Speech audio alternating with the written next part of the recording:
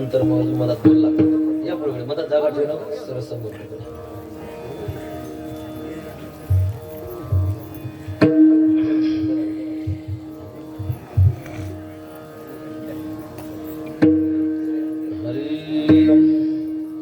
कंठी धरिला कृष्णमणी, कंठी धरिला कृष्णमणी, अवघा जनी प्रकाश, काला वाटू एकमेका, वैष्णवनिका संभ्रम, वाकुलिया ब्रह्मादिका, उत्तम लोका दाखवू, काला वाटू एकमेका, वैष्णवनिका संभ्रम. तुका म्हणे भूमंडळी आम्ही बळीवीर गाढे, काला वाटू एकमेका, वैष्णवनिका संभ्रम. हरिदेवादि देवा जगत्रय जीवा,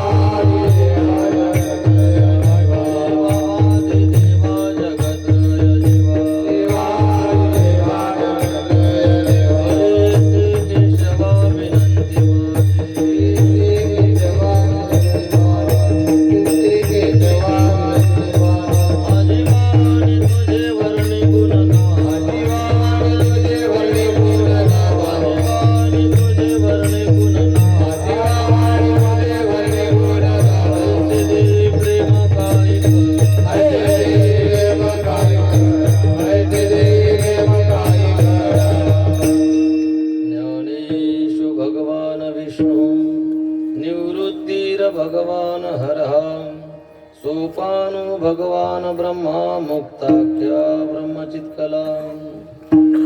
सेवे लागी सेवक झालो, तुमच्या लागलो निज चरणा. अहो स्वामी तुकया देवा, यावरी न करावा अवहेरू. प्रभू तुम्ही महेशाची मूर्ती, मी दुबळा अर्चितसे भक्ती. म्हणून बोल जरी गंगावती, तरी स्वीकाराल की ते नमस्कारोनी आता. श्री संतांची माता चरणी, श्री संतांची माता चरणी,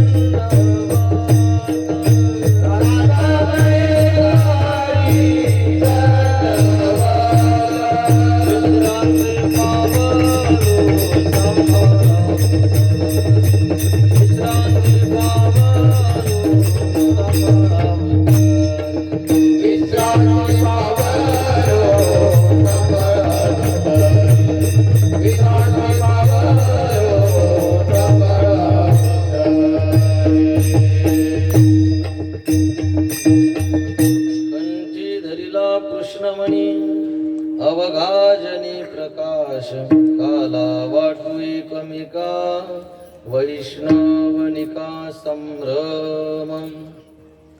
सेवेच्या निमित्ताने चिंतनाकरिता घेतलेला अभंग महान भगवत भक्त संत शिरोमणी देहू निवासी जगद्गुरु तुकाराम महाराज यांचा 4 चरणाचा आणि काल्याच्या संदर्भात चिंतन मांडणारा हा अभंग आहे. विठाला विठाला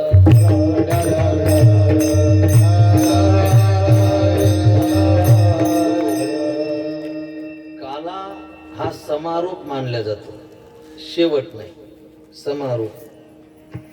एखादं धार्मिक, थोडासा आवाज कमी ठेव, एखादं धार्मिक कार्य आपण आपल्या हाती घेतलं, संसारी माणसं आहेत, परमार्थ करण्यासाठी जरी मनुष्य शरीर असलं तरी मनुष्य अखंड परमार्थ नाही करू शकत. ते म्हणाले आहे फक्त अखंड हरिनाम सप्ताह, पण त्यात खंड असते बरं. बस अखंड केला तर कोणी थांबणारे नाही, ठिकाणी जबाबदारी आहेत.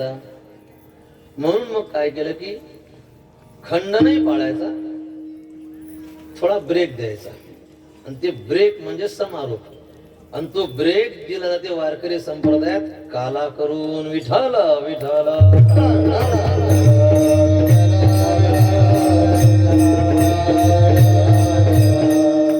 मग ब्रेक देण्याकरता समारोपाकरता काल्याचं कीर्तन आहे.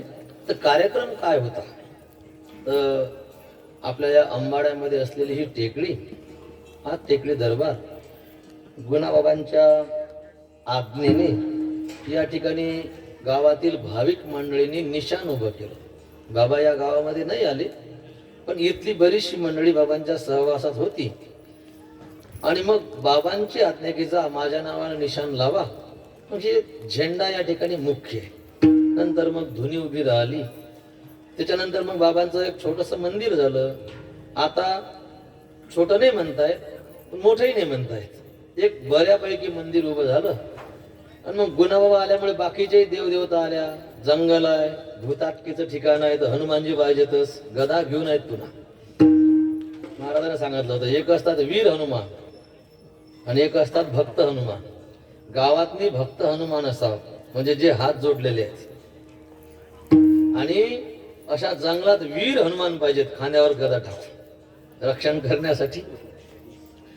त्याच्यानंतर मग आता भगवान शंकरही आले. दरवर्षी पिंड केली जायची, तर मग एकदा सिमेंट काँक्रीटची बनवून टाकली. सिमेंट काँक्रीटची नसते बनवत, महाराजांना सांगितलं होतं सिमेंट काँक्रीटच्या वास्तू नसाव देवता.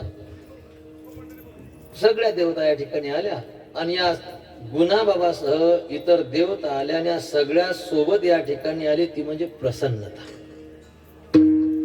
देव संत आले, आपण त्यांना आणून ती स्थानापन्न केलं, पण त्यांच्या सोबत जर प्रसन्नता नसेल तर मसनवट्यात आणि मंदिरात काय फरक राहील सांगा बरं. म्हणून या ठिकाणी असं भारलेलं हे ठिकाण आहे, अतिशय प्रसन्न ठिकाण आहे. अनुभव घेण्यासारखी गोष्ट आहे. रात्रीच्या वेळेस जर तुम्ही आले ना, टेकडीचा एरिया लागेपर्यंत हुरहुर वाटते, आणि टेकडी क्रॉस केल्यावरही हुरहुर वाटते. एवढ्या एरियात माणसाला काही वाटत नाही रात्री बेरात्री. याच्यापेक्षा अजून कोणता या जागेचा अनुभव असावा. बाबा या ठिकाणी आले. मग बाबांचं स्मरण म्हणून बाबानेच एक दिवस निवडला होता, छोटस होतं काहीतरी, तर मग पंगत वगैरे करा गळे हो. पौष महिन्यात पंगत करा आणि पौष महिन्याच्या पहिल्या रविवारी करा. मग ती पंगत झाली, थोड्या मंडळी जुळली, थोड्या पैसा अडकायला लागला, अंगात हुरू. तर मग नुसती पंगत न ठेवता आपण सप्ताह करून पंगत करू. मग सप्ताह आणि पंगत, थोडीशी अजून परिस्थिती सुधारली, मग सप्त्यात रोज पंगत. पहिले नुसती पंगत होती, मग सप्ताह करून पंगत झाली, आणि मग आता रोज पंगत. असं हे उत्कृष्ट वाढतं आणि वाढतं हे रोपट आहे. तर या वर्षीचा कार्यक्रम या ठिकाणी समारोपाकडे वळला. आणि मग आता त्याचा समारोप म्हणून काला वगैरे करायचा आहे. तर आज काल्याचं कीर्तन नाही करता येणार. का करता येणार नाही? कारण या ठिकाणी म्हणजे ज्या संतांच्या निमित्तानं आपण कार्यक्रम करतो ना, त्या संतांचं चरित्र सांगितलं गेलं पाहिजे. हा तसा सप्ताह झालं की लगेच काल्याचं कीर्तन कृष्ण चरित्र सांगून टाकावं. पण मग संतांच्या निमित्तानं सप्ताह आहे. जसं आता मठ आहे आपला, मठात मुदगलेश्वर महाराज, त्यांच्या पुण्यतिथीच्या दिवशी काला, तर मग महाराजांचं चरित्र सांगितलं गेलं पाहिजे. आणि नंतर मग थोड्या वेळात कृष्ण चरित्र. आता बाजूला आपले गुलाबराव महाराज आहेत, तिकडे महादेव महाराज आहेत, मारुती महाराज आहेत, हे जे सगळे महात्मे होऊन गेले ना, तर यांच्या निमित्तानं यांच्या चरित्राचा उल्लेख झाला पाहिजे.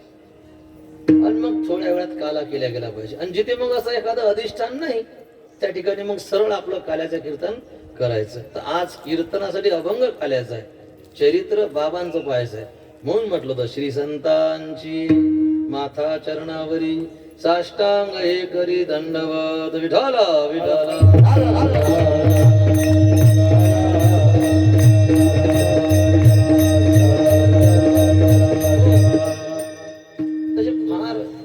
जीवनातले फार सुंदर क्षण असतात बरं. जेवढा वेळ आपला भगवंताबद्दल बोलण्यात, ऐकण्यात, भगवंताच्या चिंतनात, त्याचं नाम घेण्यात जातो ना, हा आपल्या मनुष्य देहाचं जे आयुष्य आहे त्या आयुष्यातला हे सर्वोच्च क्षण आहे. हा आपल्याला ते वाटत नाहीत ते, पण हे हा सार्थकी लागलेला वेळ आहे. काळ बदलला, कोण्या एका मनुष्याला दोष देता येत नाही, कारण युग फार बेकार आहे. त्याला कलियुग म्हणतात. कली शब्दाचा अर्थ काय होते? कली म्हणजे कलह. कलहाच युग आहे. एक देश बिना भांडणाचा नाही, देशातलं एक राज्य बिना वादाचं नाही. आता महाराष्ट्र समजा, महाराष्ट्राची काय ते संसद असते, काय विधानसभा असते, काय म्हणतात त्याला आपल्याला काही समजत नाही. तिथे पण विरोधी पार्टी असते. ते कायसाठी असते विरोधी पार्टी? भांडणं करासाठी असते, फक्त भांडणच करायचं ना. कलियुग आहे. चला, एक गाव भांडणाशिवाय सुटलं नाही, गावातलं एक घरही भांडणाशिवाय सुटलं नाही. असं पूर्वीच्या युगामध्ये नव्हतं बरं. सत्ययुगात, द्वापार युगात, त्रेतायुगात घराघरात भांडणं नव्हते का? ते युग वेगळे होते, त्याचा अर्थही वेगळा होता. हे भांडणाचं युग आहे असं म्हणतात. फक्त संधी भेटली पाहिजे, लगे माणूस सुरू होऊन जातो. आणि हा कलियुग इतकं भयंकर आहे, हे माणसाले जागोजागी भांडणाची संधी उपलब्ध करून देते. मंदिरातही भांडण उभी करते, म्हणजे तिथे माणूस हातोही वार खाली जाऊ देत नाही. मग कोणा एका व्यक्तीला दोष नाही. कलियुग आहे, वातावरण खराब आहे, त्याच्यामुळे सहज आणि परमार्थाचं जे वातावरण आहे ते त्या कलीनं डुबवलं. परमार्थ कलीनं शिल्लक ठेवला नाही. अगोदर युग खराब आहे आणि त्याच्याबरोबर मग युग कसं आहे हे लक्षात घेऊन आपलं जगणं असा. तर आपण हे लक्षात घेत नाही, म्हणून आपण हा देवधर्म फक्त ड्युटी करून टाकला. मला हे सांगायचं होतं. प्रोटोकॉल म्हणजे सप्त्याची तारीख आली बाजवळ, टाइम तर नाही, इच्छाही नाही, पण मग करा लागते. आणि मग ड्युट्याच लावा लागतात ना. डायरेक्ट असतेच, हे खातं तुमच्याकडे, हे ड्युटी तुझ्याकडे करा, हे तुझ्याकडे बरं, तू कावळा करतो, तुझ्याकडे हरिपाठ, आणि तू पाहतो ते महाराजची व्यवस्था, आणि तू स्वयंपाकाचं पाहिजो, तू मोटर फक्त सुरू करत आणि बंद करत आहे, तू चहा पाणी पाहतो, आणि बस हे ड्युट्या झाल्या. परमार्थ ड्युटी म्हणून करणं बरोबर नाही. हा, हे सगळे काम व्यवस्थित झाले पाहिजे. एक माणूस सगळ्या जागेवर जाऊ शकत नाही, आणि सगळे माणसं जर भिडतील तर ते गोंधळ होऊन जाईल. मग तितक्यापर्यंत ते आपापले खाते असावं, तो भाग वेगळा. पण ड्युटी ओझ नाही वाटलं पाहिजे. आज जेव्हा माणूस ड्युटीवर निघते ना, बाया कापसाही चाल निघतात, तर कशा निघतात बाबा, त्याचं वावर झालं पाहिजे. हा, मग आपल्या बरोबर 8 दिवस थांबला नाही का, इतक्या उरा समजतात का? ड्युटी म्हण लागते. माऊले काढणं बोर्ड एखादं काढतो ना बापा, हा का पाणी प्याऊ नाही, त्याला ड्युटी म्हणतात. एखादा सकाळी आता सर्व्हिसवर आहे, सर्व्हिसवाला चालला तर घरून कसा निघते? आपण वेळेच्या पोचलं पाहिजे बा. आपल्या भरोशावर अनेक लोकांचे काम रुकलेले आहेत. सर्व्हिस, त्याला सेवा, सर्व्हिस म्हणजे सेवा, त्याला नोकरी नाही म्हणतात, त्याला सर्व्हिस शब्द आहे.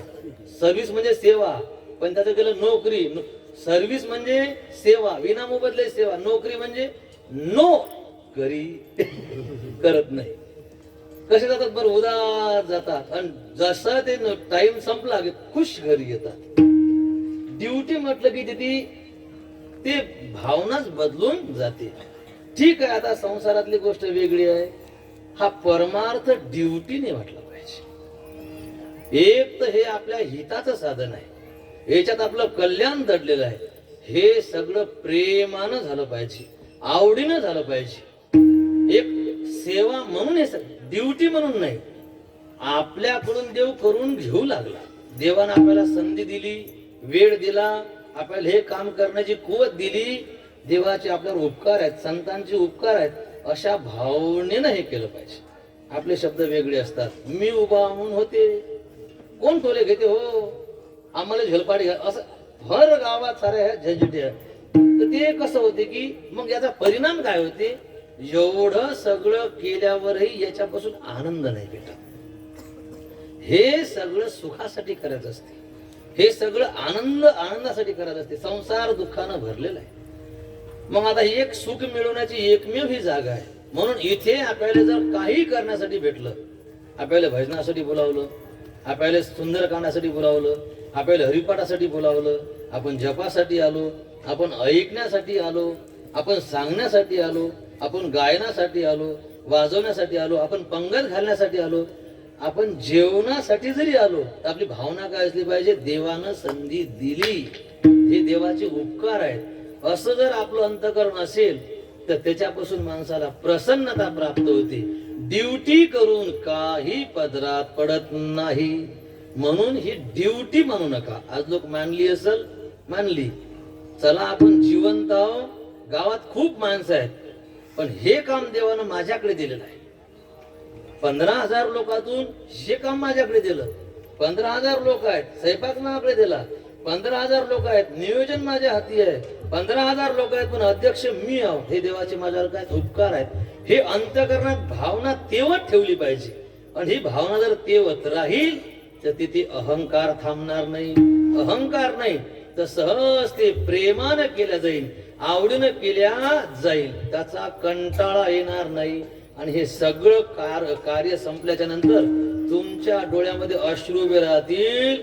झालं बापा, देवानं करून घेतलं बाबा, इतक्या लवकर नव्हतं संपाला घर, आता पुढच्या वर्षी जगतो का वाचतो, अशी भावना निर्माण होईल. असं होईल तर सत्याचं सार्थक आहे, नाही तर नुसता शीन आहे. आता लोकांच्या आता करणारे काय म्हणतात, आता हे काला निपटला की जो जाऊन झोपतो म्हणतात की 2 दिवस उठतच नाही म्हणतात. सांगा, अरे बा 2 दिवस उठत नाही, याचा अर्थ काय? शीन मानला विठाला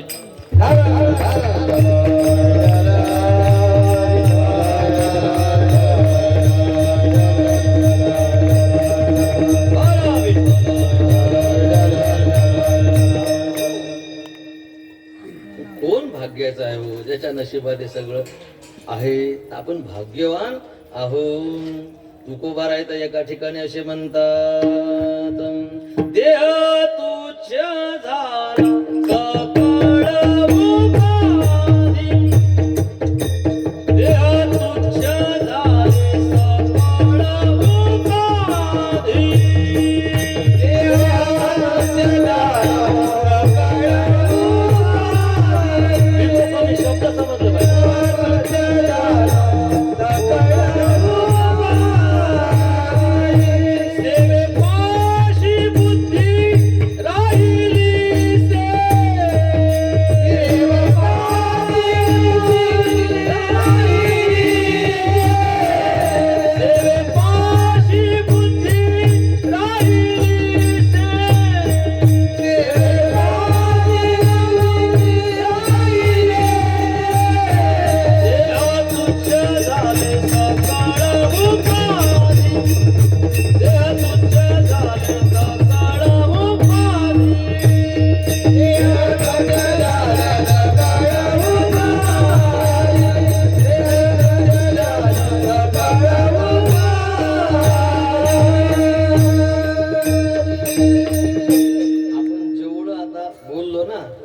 हे तुकोबाराचे शब्द प्रमाण आहे. देह तुच्छ झाले, सकळ उपाधी तुच्छ झाले, मग उरलं काय? सेवे पाशी बुद्धी राहिलीसे. 8च दिवस सप्ताह आहे, माग पुढे सगळे दिवस धरून 15 दिवस. हे 15 दिवस देह तुच्छ झाले, देहाचा विचार नाही. हे 15 दिवस सकळ उपाध्या, बायको, लेकर, वावर, व्यवहार, दुकान, मकान, हे जे सगळं आहे ना, हे तुच्छ झाले. कारण 8-15 दिवसाचं आहे. देह तुच्छ झाले, सकळ उपाधी तुच्छ झाले, म्हणजे याच्याकडे दुर्लक्ष. मग उरलं काय? सेवे पाशी बुद्धी राहिलीसे. बस आता हे सप्ताह होईपर्यंत बस सगळं आता इथेच. आता याचाही शीन नाही, घरच्याचाही विचार नाही. या भावनेनं हे कार्य जर झालं ना, तर यालाच परमार्थ असं म्हणतात. तोंडावर आठा पडतेता, शब्द उदासीचे आहे, उल्हास कुठे दिसत नाही, टाइम बे टाइम आहे. संत आंधळे नाहीत आणि देवही आंधळा नाही. तो काय करते, सगळं हे पाहून घेते भगवान परकाले, सगळं दिसते. मग तुमच्या ठिकाणी जर आपल्या ठिकाणी जर हे करण्यात उल्हासच नाही आहे किंवा हे करण्याविषयी जर आदर नाही, रिस्पेक्ट नाही, तर देव संत तरी काय करतील सांगा बरं. आदरयुक्त रिस्पेक्ट नाही सगळं आपल्याकडून व्हाव. आज लोक झालं जे झालं ते झालं, इथून पुढचं कार्य आता आजचा दिवस बाकी आहे, उद्याचाही बाकी आहे. बरं तुम्ही लोक झाले रिकामे, संस्थांचे उद्याही गुतेले जात संध्याकाळपर्यंत. मग इतका वेळ तरी प्रसन्न चित्तानं सगळं आपण करावं. आणि मोठ्या महात्म्याची सेवा आहे. गुणाबाबा का सामान्य संत होते का? कोण होते गुणाबाबा? तर आपल्या या अमरावती जिल्ह्यामध्ये आणि लाखनवाडी नावाचं एक छोटस खेड, त्या खेड्यामध्ये भगवानजी वानखडे यांच्या पोटी जे आहेत सुलाई नावाची कन्या जन्माला आली. 2 भाऊ 2 बहिणी. त्याच्यानंतर या सुलाईचं लग्न झालं संपतराव घडेकर यांच्या सोबत, बाजूच्याच गावातलं दिलं होतं. पण आता सुलाई साधी भोळी होती. समाज महार समाज होता, तेव्हा बौद्ध धर्म अजून निर्माण झाला नव्हता. 32 साली लग्न झालं असेल 1900. आणि मग काय, महार समाजामध्ये जन्म आहे, शिक्षण नाही, रंगरूप नाही, स्वयंपाक पाण्याचं काही येठण नाही. कमवयात लग्न झाल्यामुळे कोणाशी कसं वागाव, घर कसं टापटीप ठेवावं, अजून जे काही अंगात आलं नाही. लवकरच लग्न होऊन जायचे ना. तर अशा पद्धतीने सुलाई आता ते लग्न करून घेतलं, पण बायको काही पसंत नाही, दिसायला चांगली नाही, कामाचं येठण नाही. तर संपतराव जे आहेत त्याच्यापासून नाराज राहायला लागले. आणि आता तो माणूस थोडासा ऍक्टिव्ह, काळाच्या मानाने तो जरासा ऍक्टिव्ह होता. मग लोक चिडवायला लागले, म्हणजे संपत गड्या बायको भली शोभली तुले बयाळ, तू लोका बयाळ. मग काय परेशान झाले. तर बापालेच म्हणे, पहिले तर सोयरी काय करणारे बाप, बाबा तुम्हाला समजलं नाही का पोरगी पाहावे ते, रोज चिडचिड कटकट कटकट. कसे कसे काही वर्ष 1.5 वर्ष 2 वर्ष काहीतरी काढले असतील. दिवस गेले होते. दिवस गेल्यानंतर असं घडलं की जेही थोडंफार कामधंदा करत होत्या, त्या कामधंद्याविषयी त्या उदासीन झाल्या. बस जेवायचं आणि बसायचं. कारण जसा गर्भानुसार आईचा स्वभाव बनला. वास्तविक असा नियम आहे, जशी आई, जसं आईचं जगणं तसे गर्भावर संस्कार. पण फार क्वचित जसा पोटामध्ये जीवात्मा आला तसं आईची वर्तणूक होऊन जाते. कोणी बरं पाहत नव्हतं म्हणून रोज खुशाल बाबांना प्रार्थना करायच्या. लाखनवाडी मधले मोठे संत होऊन गेले खुशाल बाबा, की बाबा एखादं लेकरू झालं तर घरचे लोक बरे पाहतील, त्यानं मला एक पोरग. अखंड खुशाल बाबा खुशाल बाबा खुशाल बाबा चिंतन, त्याच्यामध्ये दिवस गेले. खुशाल बाबाच्या कृपेने एक अवलिया, एक मोठा महात्माच सुलाईच्या पोटात येऊन शिरावला. आणि मग गुणबाबा भविष्यात जसे जगणार होते, एकांतात बसणं, कोणाशी न बोलणं, किंवा एकदमच कोणावर खेकसणं, धावणं, हात उजारणं, जेवणा खावणावर लक्ष नाही, हे सगळे चिन्ह सुलाई मातेवर उमटल्या गेले. साधारण जीवाले काय करणार आहे सगळं हे. मग आता ही पहिलेच बयाळ होती आणि आता अजून बयाळ झाली. म्हणून 7 महिन्याची गरोदर असताना सोड चिठ्ठी घेतली, तोड करून घेतली. मग काय आता वागवायलाच तयार नाही. काय भावाच्या घरी राहायला लागले. भाऊ म्हणजे फार चांगले होते, शिवराम भाऊ फार. आणि भाऊदेचं नाव रेणुका. मायबापा सारखंच त्यांची वर्तणूक होती. त्यांनी लेकराप्रमाणे सुलाईला सांभाळलं, काही बोललं नाही, सांभाळलं त्यांना. आणि यथावकाश दिवस भरले आणि बाबा प्रगट होण्याचा दिवस उजाडला. कोण्या दिवशी बाबाचा जन्म झाला तर ते आरती. आता हे आरत्या म्हणजे हे तुकोबाराच्या नंतर किंवा निळूबाराच्या नंतर कोणाची आरतीच नाही म्हटली पाहिजे, हा वारकरी संप्रदायाचा नियम आहे. आणि टाळ मृदंगावर तर म्हटलीच नाही पाहिजे. पण ठीक आहे, आपलं श्रद्धास्थान आहे. फळकऱ्यामध्ये वारकऱ्यात बिलकुल हे आहेत, गजान महाराजची पण आरती म्हणत फळकरी टाळच वाजवत नाही त्याची बात. आता आपण तर करतो समजा. आता हे आरतीमध्ये स्पष्ट उल्लेख आलेला आहे. 19 सप्टेंबर दिवशी सुलाईच्या पोटी, माता सुलाईच्या पोटी गुणवंत अवतरले विश्वव्यापक जगजेठी. भिक्षा मागे दारोदारी होऊन भिकारी, बाबा होऊन भिकारी. लाखनवाडी गावी बसले शंभू अवतारी. मंगल भावे आरती गावे संत.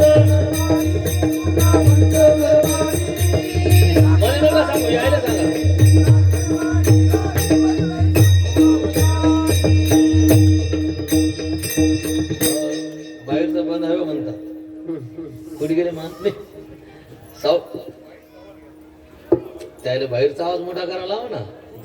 मी का तसं लय आवाज उराला इथे इतका माहिती बीपी वाढत इतक्या आवाजाला. तर बाबांचा जन्म झाला 19 सप्टेंबर दिवशी सुलाईच्या पोटी. गुणवंत अवतरले विश्वव्यापक जगजेठी.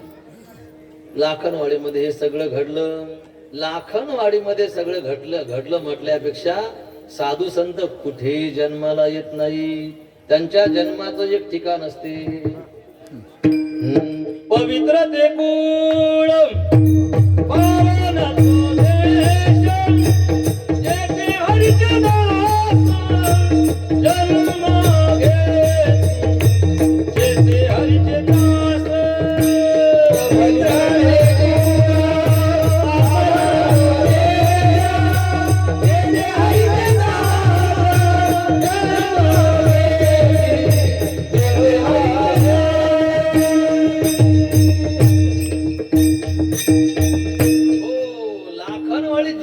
असं नाही म्हणताय.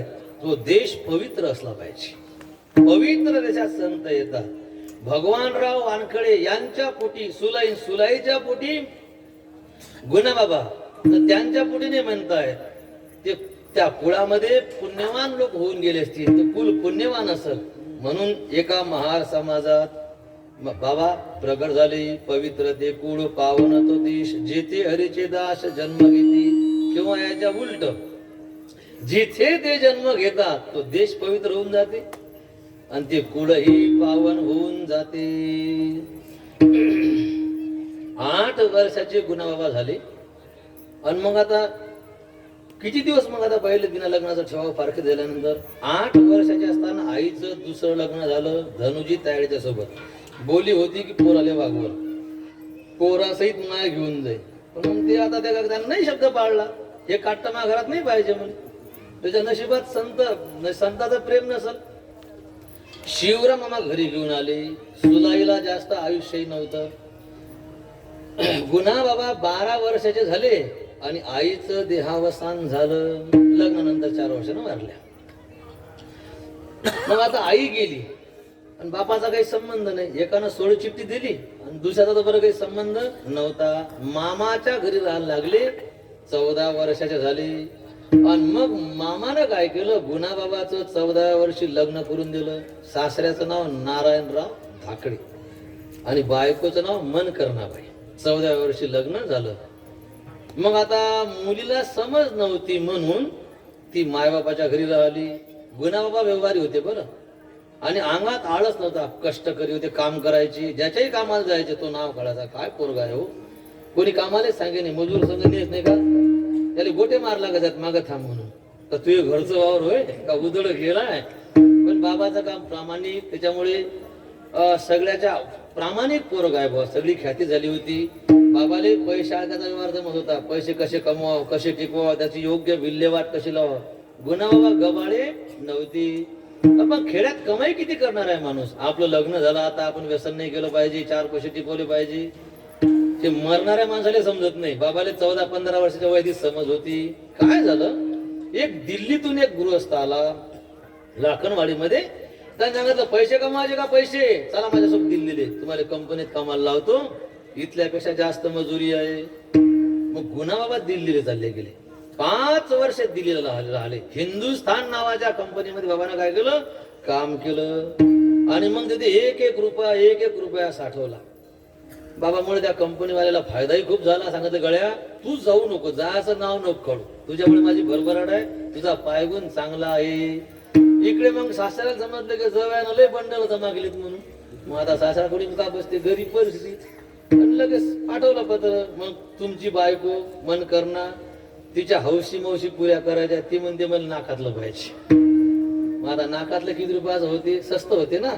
मग तितके पैसे पाठवले, थोडेसे वर पाठवले. पावती ठेवचा बरोबर, जास्त पैसे खर्च करू नका. तेवढं जवळनं पाठवलं. मग पुन्हा पत्र पाठवलं, तुमची नवरी म्हणते की आता हातातलं पाहिजे तांगड्या. मग आता अजून मला जास्त पैसे द्यायला लागतात. याने अजून पाठवले. म्हटलं की जवाई काही जास्त चौकशी करत नाही, लगेच मागितलं की पाठवून देते. सरळ जीवन होतं बाबाचं, काही डावपेच नाही, काही नाही. आणि मग पुन्हा एक तुमची नवरी म्हणते की मग आता गया भरून पाहिजे पिवळा धमक. हे म्हणजे ठीक आहे, पाठवतो, फक्त हिशोब बरोबर ठेवा. हा, जास्त काही खर्च करू नका. असे पैसे पवरावणं सुरू केले नाही, नाकातलं नाही केलं, ना कानातलं नाही, ना हातातलं नाही, ना गया पिवळा केला नाही.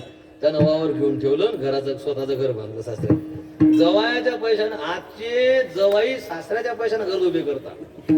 हे पहिला सासरा गुरुबा असे असतील, आपल्या पैशानं सासऱ्याचं घर उभं करून दिलं, बैल जोडी गाडी, आणि मग ते शेती बिती घेऊन ठेवली.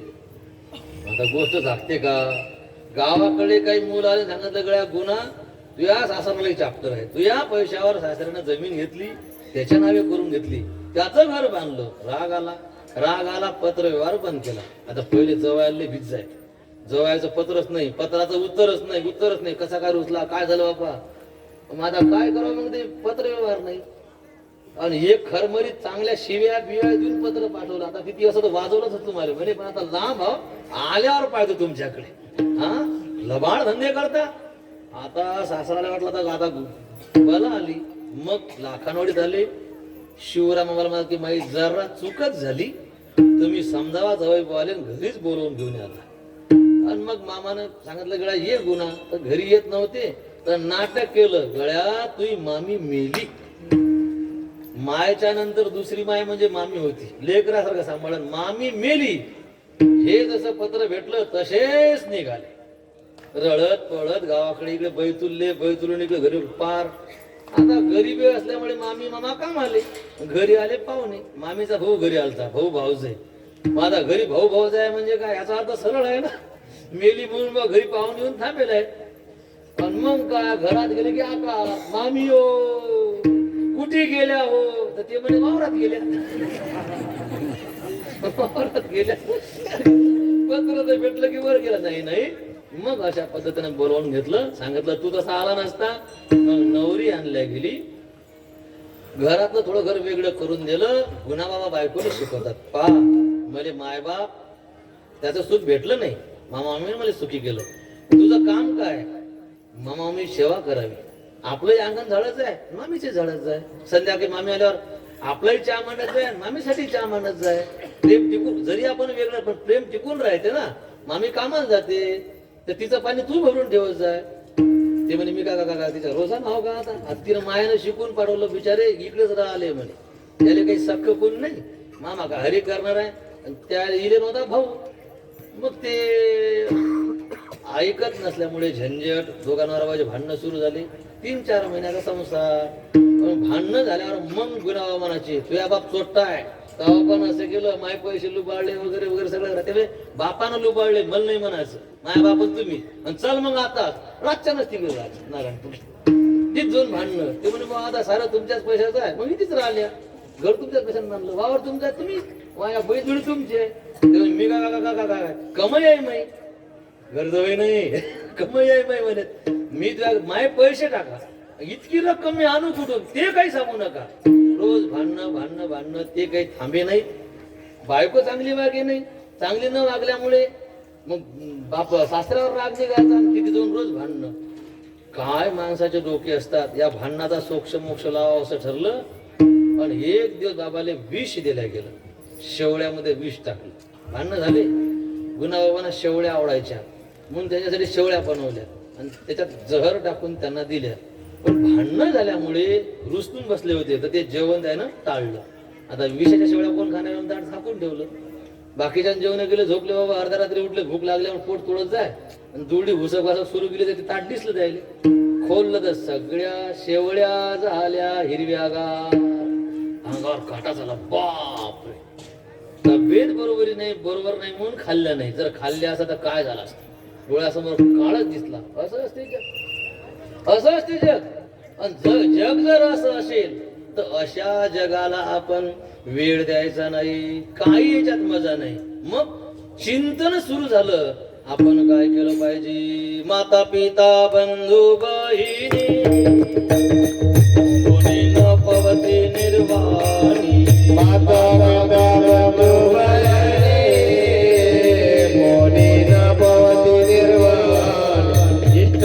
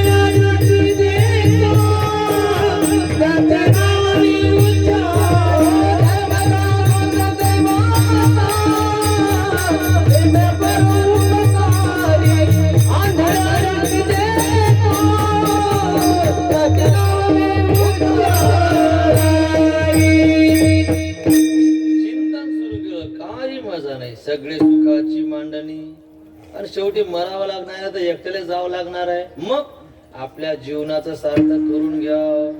मग आता हे जग कसं सोडणार नाही, जगानं आपल्याला सोडलं पाहिजे.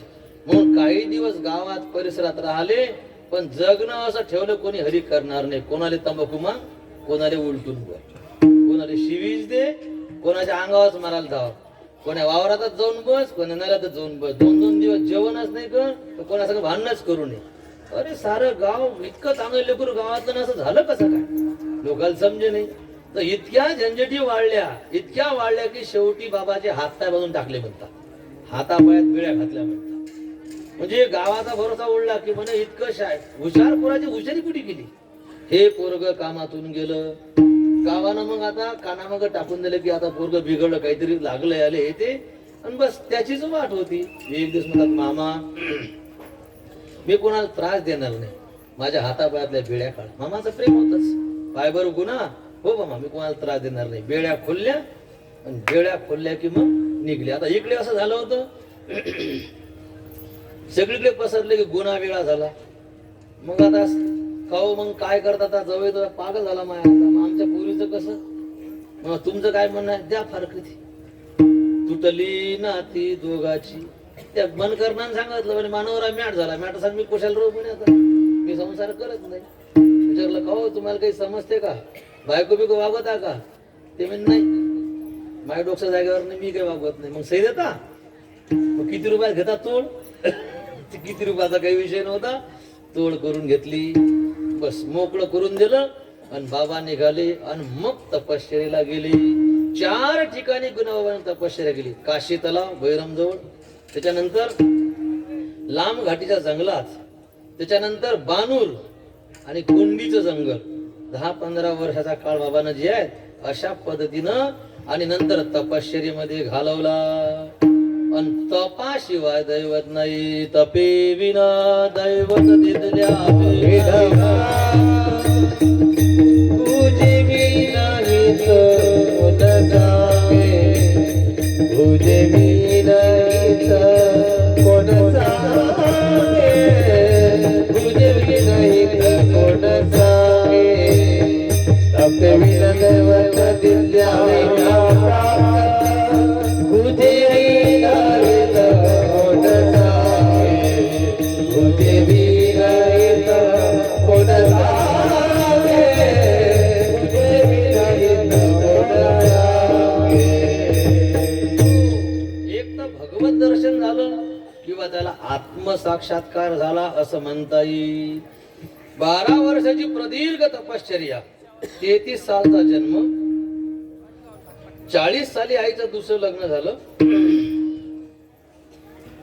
42व्या वर्षी बाबांचं लग्न झालं, म्हणजे 42 साली लग्न झालं. त्याच्यानंतर 5 वर्ष दिल्लीत गेले, म्हणजे 49 साल उजाडलं. आणि त्याच्यानंतर घरी येऊन 2-4-6 महिने राहिले असतील. आणि मग तपश्चर्येला गेले, तर जवळपास तिथून पुढे 12 ते 15 वर्ष असं जवळपास म्हणतात. 64-65 साली बाबा परत आले. विचार करतात कसं, अंगावर जे कपडे घातले ते फाटले की पुन्हा दुसरे कपडे घातले नाही. डोक्यावर मातीचा जसा पेंड व्हावा म्हणतात तशा जटा होऊन गेल्या, नखाच्या चुंबड्या होऊन गेल्या, सगळं शरीर असं दबलं म्हणतात, असं मांस जिरून गेले शरीर झाले. आणि शरीर असं काटक मजबूत असं शरीर झालं, अंगावर कपडा नाही. आणि मग भगवत दर्शन झालं, आत्मसाक्षात्कार झाला. आणि मग आठवण झाली आपल्या जन्मस्थळाची. आणि बाबा त्याच अवस्थेमध्ये निघाले. तर चालत्या पावली एक चिटोरा सापडला होता म्हणतात, लाच झाकापुरता, लुंगी पण नाही, ते तितकं कमरीले घेऊन म्हणतात ते काहीतरी झाकलप करून अशा अवस्थेत ते आले म्हणतात. लाकणवाडीमध्ये आले. दिवस शिमग्याचा होता शिमग्याचा सण. दुपारचे वाजले होते नक्की 3. 4 नंतर होळ्या पेटवतात आमच्याकडे, तुमच्याकडे काय माहित. तर मग 3 वाजता आले. आणि मग आले कुठे, ज्यांच्या कृपेनं जन्म झाला आणि ज्यांच्या कृपेनं परमार्थाचा शेवट पाहला, कुशाल बाबाच्या बोहलीजवळ पायरीवर येऊन बसले. अंगावर कपडा नाही, लोक घाबरायला लागले, कोण आहे हा, अंगावर कपडा नाही. ओळख भुलून गेले लोक. 12-15 वर्षाचा प्रदीर्घ काल लोटला होता. दाढी जट्यामुळे काही लक्षात येत नव्हतं, अंगावर कपडा नाही. 4 लोक समोर झाले. विचारलं, अरे कोण आहो तुम्ही, भीती वाटते तुमची. सांगितलं मी या गावचा हो. ते म्हणे आम्ही याच गावचे आहोत, पण तुम्ही तर दिसत ना, आमच्यापासून कसे काय झाकून राहिले. मग सांगितलं मी सुलाईचा. कोण सुलाई? तिले मरून किती वर्ष झाले? मग अहो मी शिवराम मामाचा भाचा आहे. गुणास होय. हा, सगळ्यांना आनंद वाटला इतक्या वर्षाच्या नंतर. पण आज पाहिलं सगळे आनंद, अरे काय अवतार आहे हा. पण मग ते साधूची एक शक्ती असते. सांगितले की असं करा, शिंपडा पाणी. पण काय लोकांना बकेटान झाऱ्यान ते आणलं, सगळं पाणी शिंपणं सुरू केलं. तर खुशाल बाबाच्या मंदिरापासून तर जिथे बाबाची समाधी आहे तेवढा रस्ता सगळा शिंपून काढला. ते शुद्धीवर नाही, आपण पाणी कोणाचं ऐकून शिंपू लागलो. हातच काहीच नाही, ते शिंपडल्या गेलं. आणि मग अशा पद्धतीनं बाबा गावात राहायला लागले. विठाला विठाला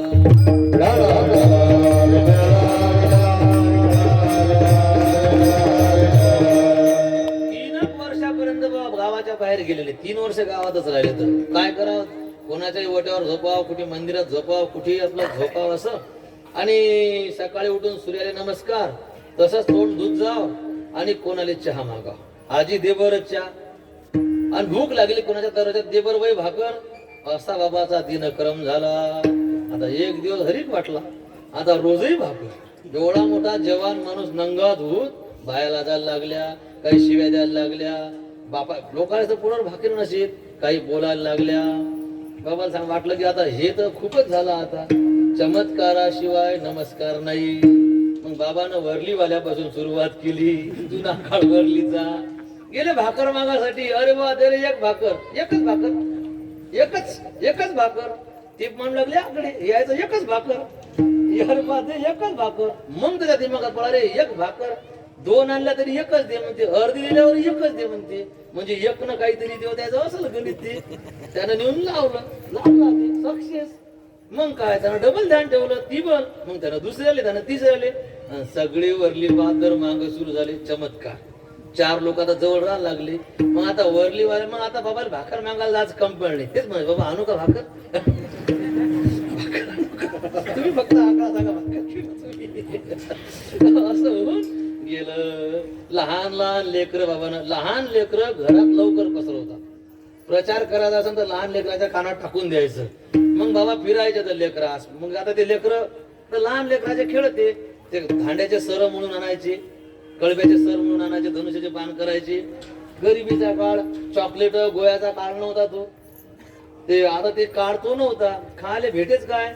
मग बाबा त्या लेकरापे जाऊन बसावून दातानं ते याची शिळक काढावं त्याची. त्या शिळक काढली की आतमधून भर भर भर भर जेवरीच दाणे पडायची. लेकरू असे धरायचे. तर कधी भाजलेला हुरडा पडायचा. अरे हे तर काही आहे. झाले लेकर बाबा हे एवढं शिलून द्या, बाबा एवढं टिपरू शिलून द्या. शिल्ल की आतून ते हुळला बिळला असं पडायचं. लेकर खायची. लेकराची मजा होऊन जायची. कधी कधी बाबा शिपड पाणी पुढे आणि शिप असं मा पुढे. पाणी शिपलं पुढे. त्या शिंपलेल्या पाण्यात बाबा गेले की खाली 5 पैसे सापडायचे. पाणी शिपडून बाबा पाणी शिपडून गेले की खाली 5 पैसे 10 पैसे सापडायचे. लेकर मध्ये बरी बँक आहे. मग लेकर बाबा पाणी शिपतो तुम्ही पलीकडे जा जराशी. बाबा चालले जायचे. 8 आणे सापड, 4 आणे सापड. साऱ्या लेकराचे बाबा लाडके होऊन गेले. अशा पद्धतीनं 3 वर्ष बाबांना गावात घालवली. बाबाचं वागणं कसं होतं, एका जागेवर अजिबात थांबले नाहीत. इकडे फिर तिकडे फिर. इतक्या जागेत जरी फिरत असतील तरी इकडे जाय इकडे जाय तिकडे जाय, कुणीकडे फिरत राहायचे. नाही तर मग खाली बस डबल उभं राहायचं, पुन्हा खाली बस उभं राहायचं. अंगावर कपडा नाही. त्यामुळे फार थोडीशी चर्चा व्हायची. एवढा मोठा जवान माणूस शोभत नाही, बाया काय विचार करतील. मग बाबांचं चरित्र ज्यांनी लिहिलं ते गणेश भाऊ. ते असतील 15-16 वर्षाचे. बाबा 5-7 वर्षांना मोठे. थोडेसे बाबा 10-12 वर्षाचा अंतर होत दोघा जणांनी. मग भाऊ म्हणे श्रद्धा बसली भाऊंची. सांगितलं बाबा तुम्ही कपडे कोण घालत ना ते बरोबर नाही वाटत जरा असं. मग ते म्हणजे गणेशा म्हणायचे त्याला. अरे गणेशा मले कोणते ते बी कपडे. योगायोगानं काय झालं की देश आपल्या गणेश भाऊले त्या दिवशी त्या 4-8 दिवसात नवीन ड्रेस शिवला होता. ते नवीन ड्रेस घालून बाबा कशी गेलते. मले कोणते ते कपडे म्हणे. तू तरी देते का मले कपडे. आता किती आपण बाबाने म्हटलं कपडे घालत आणि मले कोणते कपडे तू देते का तुझे. आता तर तोंडावर पडल्यासारखीच गोष्ट झाली. आता ठीक आहे घ्या कपडे. दिला ड्रेस काढून, पैजामा शर्ट काढून दिलं. बाबा बसवत आमचा एक तावेल जुना पुराणा. ते हे घे हे लावून जाय तू घरी बनेन. आणि ती अंडरी पॅन्टवर तो जुना टावेल. गेले घरी आणि बाप म्हणे कपडे घेऊन घरात यायचे. तसं घरी यायचं नाही. आता काय करावं, आता बाबाला कपडे कसे वापस मागाव. भाकर नाही, गरिबीचा काळ होता ना, रात दिवस कष्ट करून तुले कपडे घेतले, कपडे घेऊन आले तर भाकर आणि घरात पाय टाकायचा. जुने बुडेले अज्जात होते तर मग बाबाकडे नाही गेले, हे डायरेक्ट मारुतीच्या मंदिरात झोपून राहिले. इकडे भाऊ सांगायचे एका घंट्या भऱ्या सारे कपडे भरून टाकले म्हणे. आता एक तर कपडे लहान होते तर, आणि बाबाचं थोडस मग काय ते बाबा उभे राहायचे खाली बसायचे, फाटलं खालू फाटलं बघली तर एका दिवसभरात कपड्याच्या चिंध्या करून टाकल्या. त्याने घातले नाही, मले घरात नाही. मग आता मी परेशान. मग हनुमंतराय स्वप्नात गेले. पहा कसं असते, साधूची सेवा वाया जात नाही. हनुमानजी गेले स्वप्नात, भाऊच्या वडिलाच्या काबे खाऊन खुशाल पसरला म्हणे. ती पोरग मागे रोड लागला म्हणे, चल लवकर चुपचाप त्याला घरी घेऊन ये म्हणे. कुठले काय आता हनुमंतराय दिसलेत ना, काय करतील. गेले घरी घेऊन आले. ते म्हणजे माझा उद्देश फक्त एवढा होता की असं आपली गरीबी आहे, लेकरांना थोडस काटकसरीनं जगा. विठाला विठाला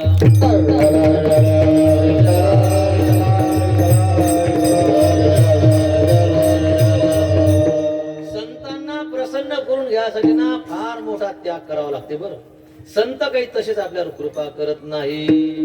भाऊवर बाबांची कृपा झाली त्याचं कारण भाऊचं वागणं. एकच ड्रेस काढून दिला एवढंच नाही तर काय झालं की 5 महिने, सुरुवातीचे 5 महिने भाऊच्या घरचीच भाकर खाल्ली. बाबा सांगायचे गणेश आंध्रे भाकर तो घरून.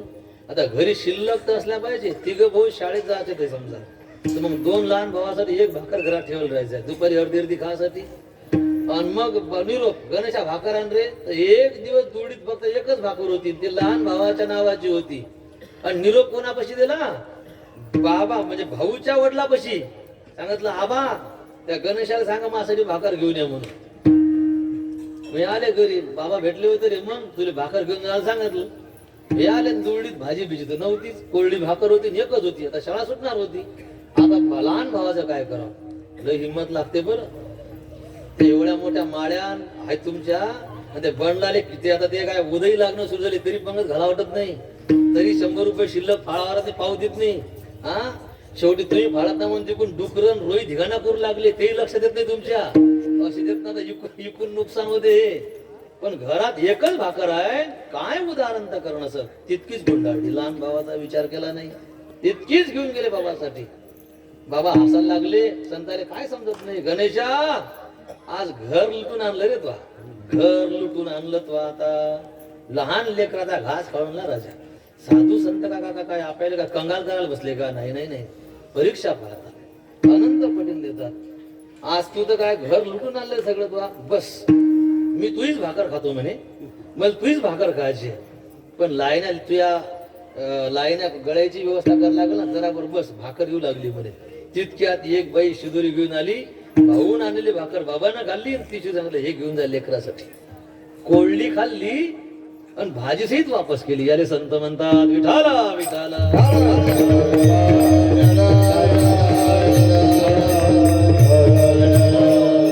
संत कोणाचं उधार ठेवत नाही, ते आपल्या लक्षात येत नाही. असे अनेक अनुभव आहेत. संतांचा विश्वास संपादन केला. संतांवर विश्वास पाहिजे. अजून एक भाऊच्या जीवनातली गोष्ट सांगतो. भाऊचं लग्न झालं. लग्न होऊन काही दिवस झाले, लेकरू बाळ झाला नाही. 2-4 वर्ष होऊन गेले, लेकरू बाळच नाही. आले बाबा जो, बाबा बोला काय म्हणणं आहे तुमचं, काय म्हणणं आहे? मग लेकरू नाही ना. बरे नाहीत ना? नाही नाही, पण लेकरू नाही पाहिजे का? लग्न झालं माय. मग म्हणतात त्रासून जाशील गणेशा. लेकर का सोपं असते राजा, कटवून जाशील मग कळते. नाही पण बाबा लोक काय म्हणते तर भाकर लेकरू पाहिजे ना. जाय मग घे मग, पण कंटाळशील बरं. झालं लेकरू, पहिली पोरगी, पहिली बेटी तूप रोटी, ठीक आहे. दुसरी बेटी, आता काय तिसरी बेटी आणि चौथी बेटी. मग आता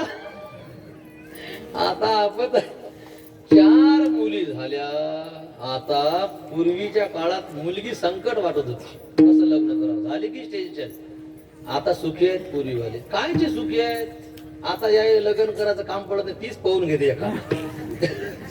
पहिले आता एखादा चांगला भेटवून माझ्या मोबाईल टेन्शन, आता हीच पाहून घेते म्हणून टेन्शन.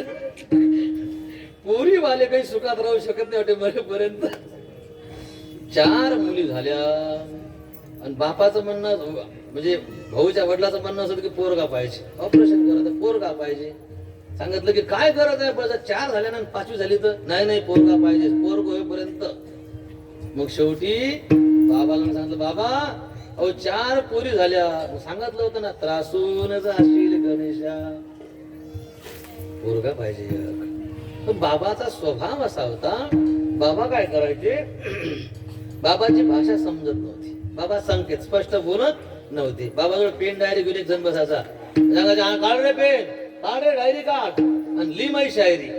4 तास पराठीचे 1 धांड्याचे, 4 तास पराठीचे 1 धांड्याचे, प्रतीक हे विश्वासाचे. चल घे फार कागद दे गणेशाला. आता काय सांगा, सरळ सरळ सांगून द्यायला पाहिजे, होते पोरग तुले म्हणून. 4 तास पराठीचे 1 धांड्याचं. त्यानं वाचलं, लय डोकं लावलं, सारखं सोपत होतं जर असं ते. 1 धांडा म्हणजे पोरग. दिवस गेले होते तर सांगितलं की पोरग होते आपल्याला. बाई कुठे मुकी बसते, पोरगी झाली तर मग अरे पण होते ना, बाबा लिहून दिलं ना, बाबा काही सांगतील. मग 5वी झालीत मग काय करा, मग चेकअप साठी केलं, गर्भनिदान व्हायचं. सांगितलं की पोरगच आहे. भाऊचा विश्वास होता पण विश्वास नव्हता बायकोचा. मध्ये दाखवलं. आता झालं असं, मग आता गर्भनिदान केल्यामुळे लक्षात आलं की पोरगच आहे म्हणून. मग झाला हुरूप, आनंद आला. लेकरू व्हायच्या अगोदर दर्शनासाठी चालले गेले. आणि जसे गेले दर्शनासाठी, अरे राम राम राम, इतक्या शिव्या, शिव्याचं माप नाही. 2-4 सोबती घेऊन गेले, बाबाचं मावर प्रेम आहे म्हणून इज्जत घालासाठी. 2-4 सोबती. जो बाबांना शिव्या दूर गेल्या ते नवीन होत्या, आपल्याला मने का तू नाही त्या बाजूच्या ते बाबा मने का तुले नाही, तुया इकडले झाले म्हणे. मग या गणेशले का हो त्यालेच म्हणे, इतक्या शिव्या हाकलले का तिकडे म्हणे, ठेवू नको इथे, लांब हाकलून दिलं तिकडे, पार नजरी आड तिकडे, चल होय तिकडे उन्हा तिकडे बस, दिसू नको डबल. सोबती मिळत का रे, तू तर सांगायचं माझी लय इज्जत आहे, पाहिली तू इज्जत.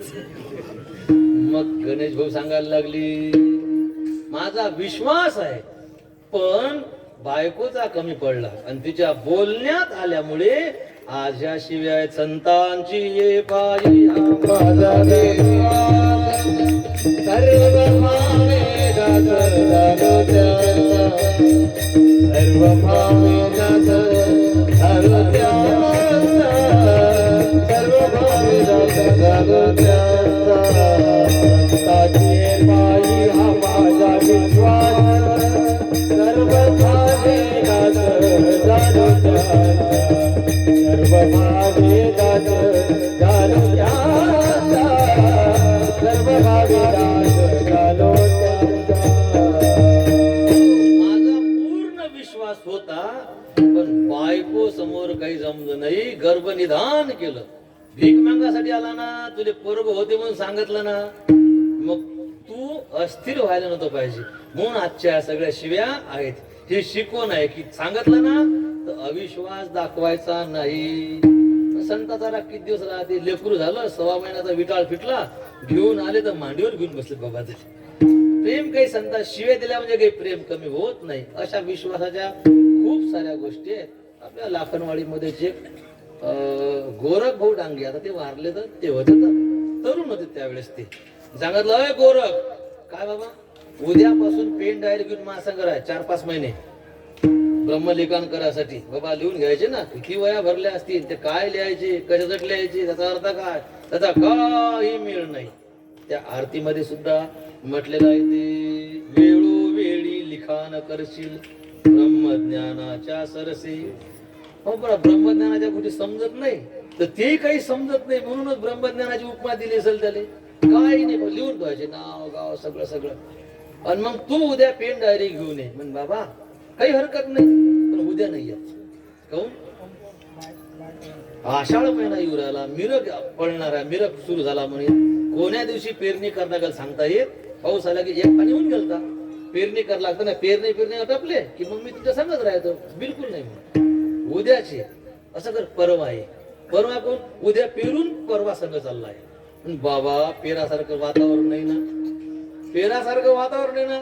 मी सांगतो ना पेरून टाक म्हणून, आता काय करावं, पेराव तर वातावरण पेरा म्हणजे पाण्यात पेरासारखं मोसम नाही, आणि नाही पेराव तर बाबांनी सांगितलं विश्वास विश्वास.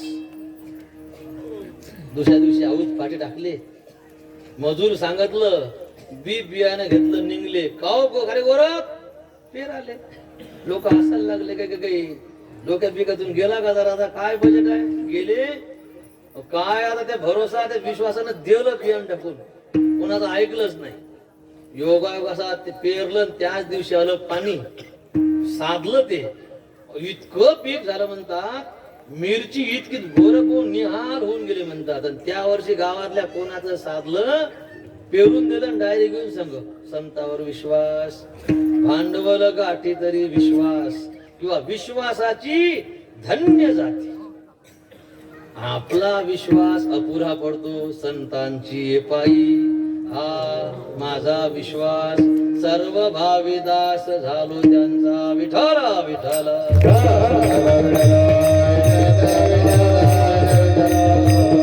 बाबांची वेशभूषा, कमरेला एक लुंगी, पहिले काही नाही घालायचे बरं. 3 वर्षाच्या नंतर बाबा गर्दी व्हायला लागली चमत्कारामुळे. बाबानं मग गाव सोडलं, गाव परिसरात फिरायला लागले. कोणाच्या शेतात जाऊन बसायचं, कोणाच्या धुऱ्यावर जाऊन बसायचं, एखाद्या नाल्यात जाऊन बसायचं. आणि मग आता लोकांना माहित झालं इथे इच्छा पूर्ण होतात, तर लोक शोधून काढायचे. बाबा बाहेर गावाला नाही फिरले तर, पण सगळा जंगल पालथा घातला तो सगळा, आणि लोक शोधायचे. आता बाबा जवळ का रे बाबा कुठे आहे, करज गावाकडे दिसले बा. जसं मुका बस कायचे करज, आताच तर मी गोडगाव कविट्याकडे पाहून आलो. तसं म्हणजे काय तुम्ही उगा पागल झाले का, आताच तर मला कधी पाहिजे बाबा, तिथून तर शिकून आलो.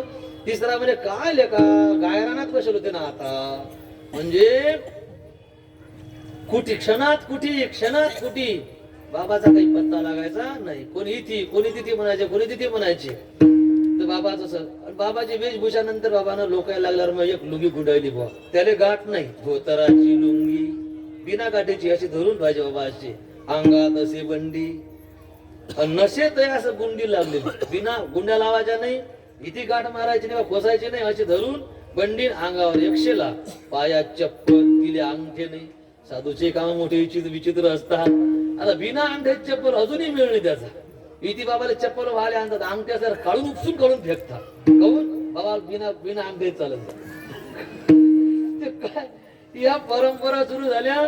त्या चपला जमा होता, त्या चपलाचं काय करावं समजत नाही. आज टायरी कोणी घालत आहे बाबाच्या हातात नाही, झाडू. आता झाडू काय सगळी देव झाली, बरं झाडू काही चवना धावायचे नाही. बाबाचे काही व्हिडिओ आहेत ना, मोडके माडके झाडता येत नाही, त्याला झाडू बाबाच्या हातात नाही. चप्पल, झाडू, छत्री, बरसात ठीक आहे, पण उन्हाळ्याची थंडीची छत्री पाहिजेच. डोक्यावर रम्या छत्री घेऊन बाबा बसलेले, आणि हातात एक काठी, हात ती बरोबर होती झुळपिण्यासाठी.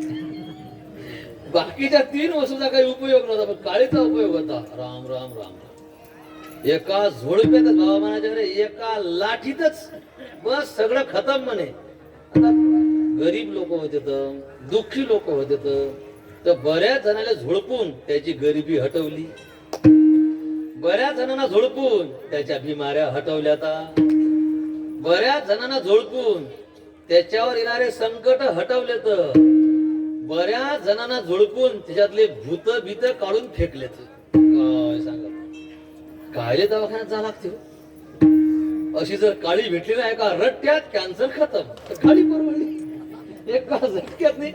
तर बाबाचं असं होतं, पण ते सगळ्यावरच नाही, मोजक्या लोकांसोबत बाबा असे करायचे. बरं विचारा त्यांचा ते योग असेल, त्यांचं बाबांनी काय वाईट प्रारब्ध बाबाने संपवून टाकलं. अनेकांसोबत असं घडलं. त्याच्यामध्ये एक असं सांगतात, एकदा एक स्त्री आली, 5-6 महिन्याचे तिले दिवस होते. बापा दिवस आहे, साधूच्या दर्शनात जा. मोठ्या भावनेने विजय दर्शनासाठी आली, आणि बाबानं पाहिली. तिने जशी दिसली, आता बाया बाबाला सैन होत नव्हत्या. बायांना गुरु लांबच बसवते, जवळ बसवते मध्ये बायाले. लांब बसाया सांगते, लांब बसा, जवळ नका येऊ. मग ते अंतर बसून ती गेली दर्शनासाठी. तिला माहितच नाही नियम असा आहे की लांब बस लागते म्हणून, बरावलाच जा लागते म्हणून. ती गेली दर्शना. जशी अशी मापात आली, बाबानं काळी, चांगली भरीव काळी, लंबी लचक, जो तिच्या पोटावर झोळपा दिला, एका झोळप्यातच बाई खाली पडली. आणि मग काय खाली पडल्यावर मग 2-2 हाणाच्या हातात त्याच्या पोटावर टाकले. 2000 म्हणजे 100-500 लोक देवाच्या आसपास कधी राहायचे. बाबा त्या बाईच्या पोटावर रट्टे देऊ राहिले. कोण आले काही समजणी, लोक परेशान. मग जवळची भक्त मंडळी झाली, बाबा बाबा बाबा ते मरील ना बाबा, बेशुद्ध पडली बाई, ते चितपट झाली बिलकुल अशी, बाबा मरील ना. काही बोललेच नाही, बाबा मरील ना ते. बाबा बाजून झाले, टाक तिच्या अंगावर एक पण उपरण झाकण. तिच्या तोंडातून फेस निघला बाहेरचे, डोळे पांढरे झाले. तर तिच्या अंगावर उपरण झाकून टाकलं. बराच वेळ गेला आणि मग मंडळी बोलली, बाबा नव्हतं मारायला पाहिजे, तरुण पोरगी आहे, तिले दिवस होते, तुम्ही पोटावर लय मारलं, नव्हतं मारायला पाहिजे. बाबा म्हणे, अरे हा घडेकर आहे, घडेकर, बिघडवेकर नाही, हा घडेकर आहे, घडवणार आहे. चालू उठव दिले. अरे तिच्या पोटात लय जालीब होतं म्हणे, त्याने पोटातच थंड केलं म्हणे, आता तिला त्रास देणार नाही. ठाला विठाला.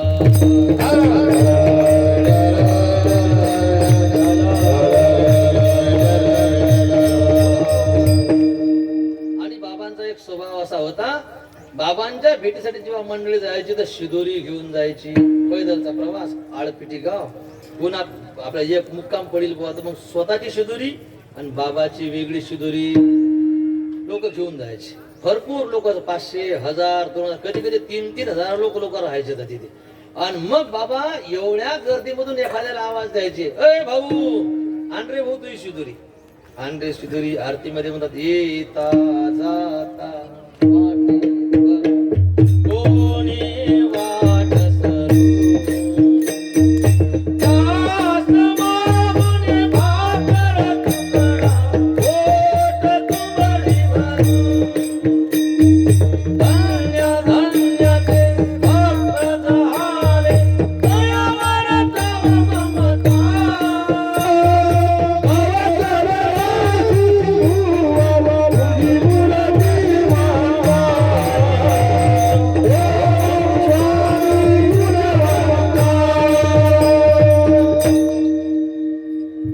येता जाता वाटेवरून कोणी वाट, त्यास मागून भाकर तुकडा. आणरे भाऊ तू शिदोरी आणरे.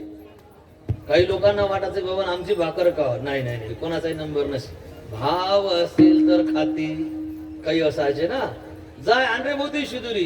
बाबाचं खाणं पिणं 2 घास, तेही पोटभर नाही, अवायाकडे पायात राहायचे. कधी कधी बाबाला चारून द्यावं लागत होतं.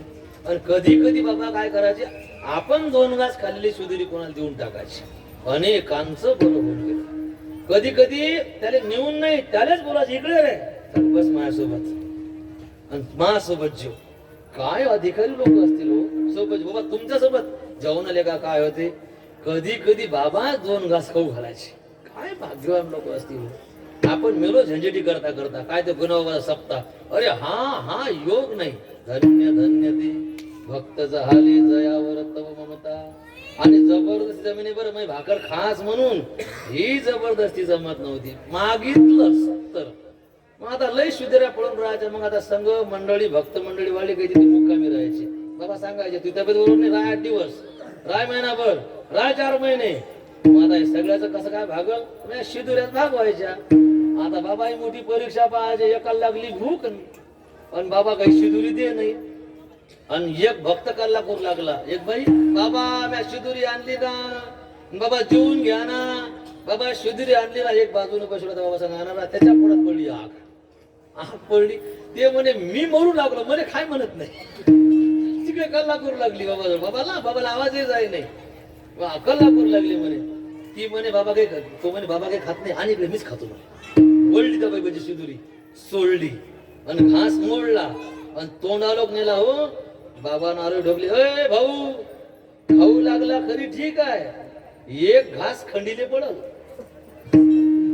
एक घास एका खंडीले पडल. खंडी किती याची होती, 3 क्विंटलची का 4 क्विंटल काय होते, 3 क्विंटलची खंडी, एक घास खंडीले. मग आता किती घास होते पाय, तितकं दिवाळ खर्च होईल. त्याचा इतरोक नेला, तसाच ठेवला, बांधली जेरी. म्हणजे बेशिस्त काम नव्हतं. याला म्हणतात संतापाशी मर्यादेनं राहावं लागते. संतापाशी असावे बहुमर्यादा.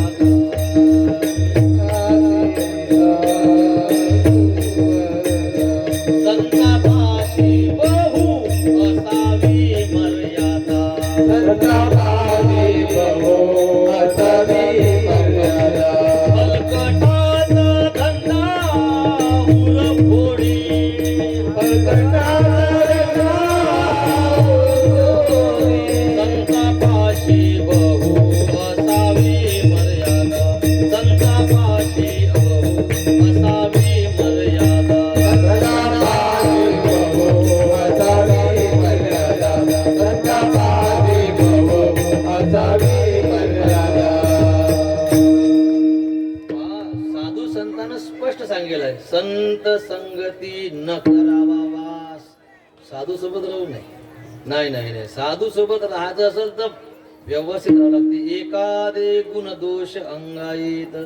संताच्या सहवासात गेल्यावर संताचं चांगलं दिसत नाही, संताचे अवगुण दिसतात आणि तेच अवगुण माणूस घेते.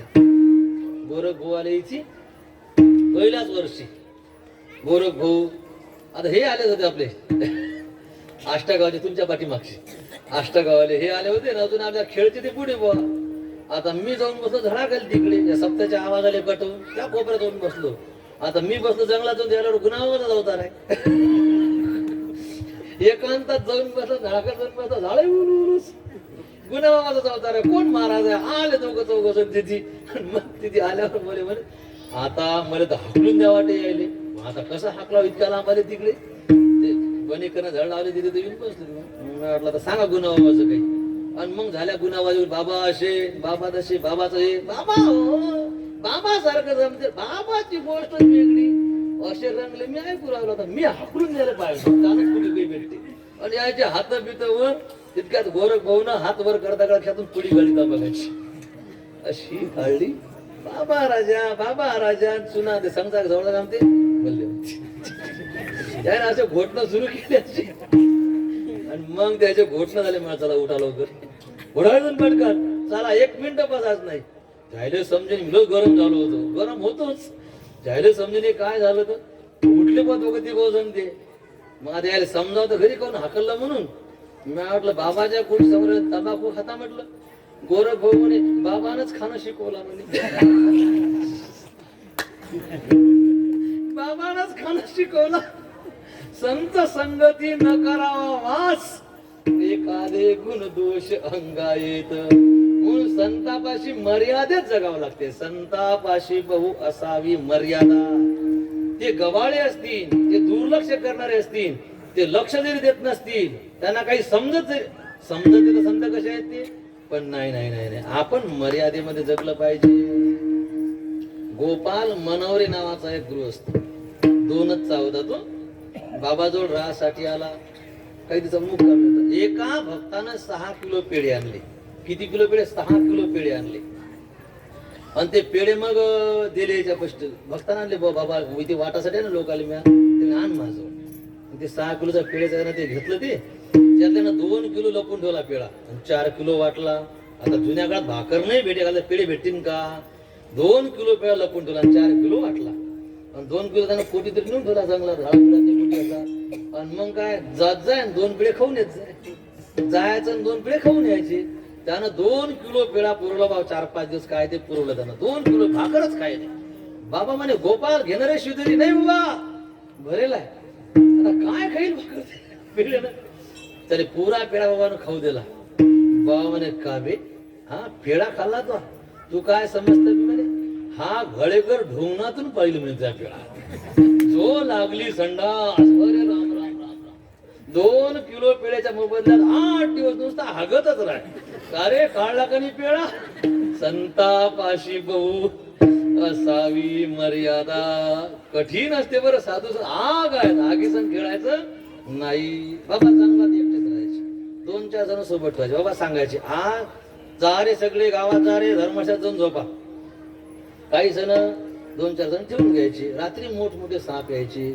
बाबा रातभर झोपतच नव्हते. बाबा कोण एकटेच गोष्टी करत राहायचे. एकटेच मोठ्या मोठ्या बोला कोणासंग बोलतात, कोण येते. आसपास सापाचे फुतकार ऐकू यायचे. मंडळी घाबरून जायची. एक दिवस काय झालं की खूप पाऊस झाला, सगळं ओलं होतं. बाबा सांगितलं आज कोणीच थांबू नका, आज सगळे चालले जा बरं. मग आता जर ऐकतील तर भक्त कसे? भक्त ऐक काही काही लगट संगत जुळले लोक ते नाही ऐकत साधू सर, नवीन नवीन ऐकतात. मग ते मुजर बनतात. जर असे जाणार जा गावात जा. नाही गेले बुवा. अरे ओला आहे सगळं, इथे झोपू नका. गेलेच नाही. बाबांना 4-5 वेळ सांगितलं गेले नाही. आता काय करतील संत? झोपले संध्याकाळी. जो निघले म्हणतात विच्चू, आणि जो दणके देतो बाबा इच्चू घे ना. मग तू सांगितलं गावात जा. जितके राहिले तितक्याले विंचवाना डंक मारले, जमा कल्ला करायला लागले. संतापाशी बहु असावी मर्यादा. एक दिवस बाबा बोलले हे बारे दोघं तिघं नामदेवराव, चांदराव आणि नागोराव 3 जण होते. सांगितलं "ए, झोपायला पटकन गोष्टी करत जाय." सांगितलं गोष्टी करू नका, झोपा पटकन चला. मुका बंधू भेटासाठी येणार आहे म्हणे, मुका भाऊ भेटासाठी येणार आहे. हे 3 म्हणे बाबा रोजच म्हणतात आज मुका भाऊ येणार आहे, मुका भाऊ येऊन गेला, भेटणार आहे, मुका भाऊ असं ते गोष्टी झाल्या. हा मुका भाऊ कोण आहे? सांगितलं जानराव झोपाच नाही आपण आज मुका भाऊ पाहिल्याशिवाय. झोपलेच नाही. बाबा सांगितलं झोपा, डोळे लावा. हे झोपेच नाही. मुका भाऊ पाहायचा होता यायले. बाबा म्हणे घ्या पाहून. त्याच्या पोट झोपला करे जानराव. आणि नागो झोपशील बरं हे. आता नागो नामदेवराव गोष्टी करेत. जानराव कडक झाला असा. जानराव झोपला करे. जानराव हा नाही का होऊ नाही, काहीच नाही. हात लंबा. जानराव काय झालं तर जानरावच्या अंगावर मुका भाऊ बसेल होता. चांगला मोठा नटा भाऊ अंगावर. नागोराव कडक झोपला करे जानराव. जानराव काय बोलणार आहे मग? इकडे मग नामदेवराव कल्ला करा. नामदेवरायाच्या अंगावर मुका भाऊ. अरे रामराम काय रे नामदेव तूही मुका झाला. आणि मग नागोच्या अंगावर 3 अंगावर फिरे घ्या मुका भाऊ. असे बेदरले धोतर नाही पिवळे गेले त्याय ना. घाबरून गेला तर छातीवर एवढा मोठा साम आहे. असे घाबरले. बाबाला बाबा हे पा काय झालं तर. बाबाने काही नाही तुम्हाला तर मुका भावाला भेटायचं होतं मग घरपोच पाठवला. झाला विठाला.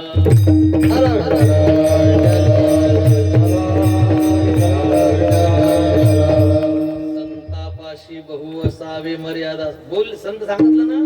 एक वसंत भाऊ नावाचे गृहस्थ होते. आणि झालं असं की लोक भजे बिजे आणायचे तर मग भजाचा कॉन्ट्रॅक्ट त्याच्याकडे. वसंता भजे ठेवले, वसंता भजे ठेवले. मग वसंता भजे ठेवत जाय, 2-2 खाते जात जाय. ठेवायचे आता ठेवून काय करायचे. मग ठेवायचे 2-2 खायचे, ठेवायचे 2-2 खायचे.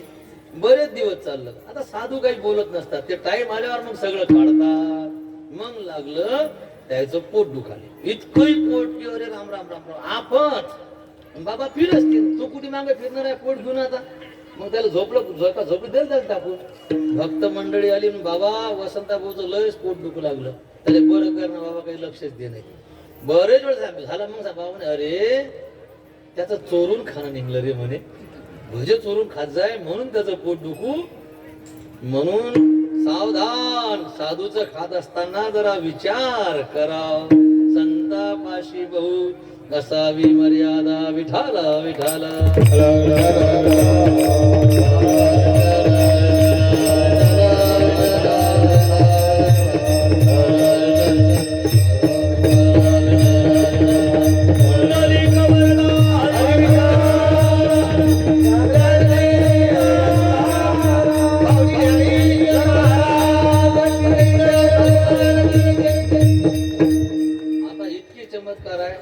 आता ते डोळ्यासमोर येऊन राहिले किती किती आहेत. आता भरपूर आहेत. आता सुचेच नाही कोणते सांगत. टाईमही होत आला आता.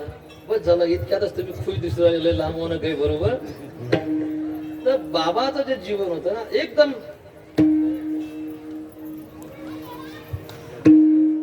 एकदा बाबाले काही गोष्टी सहनही होत नव्हत्या. बरं एकदा काही मंडळी नागद्वारले निघली. गेले नागद्वारले चालले होते. एक काय म्हणे जाता जाता म्हणे असं गुरु बाबाले भेटू आरती करू बाबाला सांगून जाऊ आम्ही नागद्वारले चाललो म्हणून. गेले मग तिथे सांगत बाबा आम्ही कधी नागद्वारले चाललो. बाबा आम्ही नागद्वारला चाललो. बाबा आमच्याकडे पहा आम्ही नागद्वारला चाललो. बाबा म्हणे काय उरवार घालताला नागद्वार.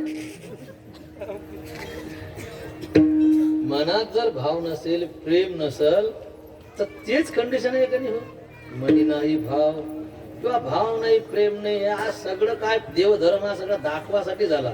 दाखवासाठी करणं म्हणजे काय शेवटी ते बाबाचं असं स्पष्ट काम होतं. आणि बाबांना आपल्या जीवनात त्रासही खूप झाला. बरं अनेकांनी बाबांना त्रास दिला. त्याच्यातल्या बऱ्याचशा गोष्टी लिहून ठेवलेल्या आहेत.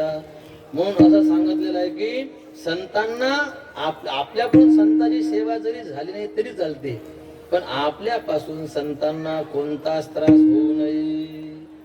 का त्याचा परिणाम माणसाला भोगावा लागतो. हरी संतासी क्षोभावी कोण्याही प्रकारे. संतासी क्षोभावी कोण्याही प्रकारे. संतासी क्षोभावी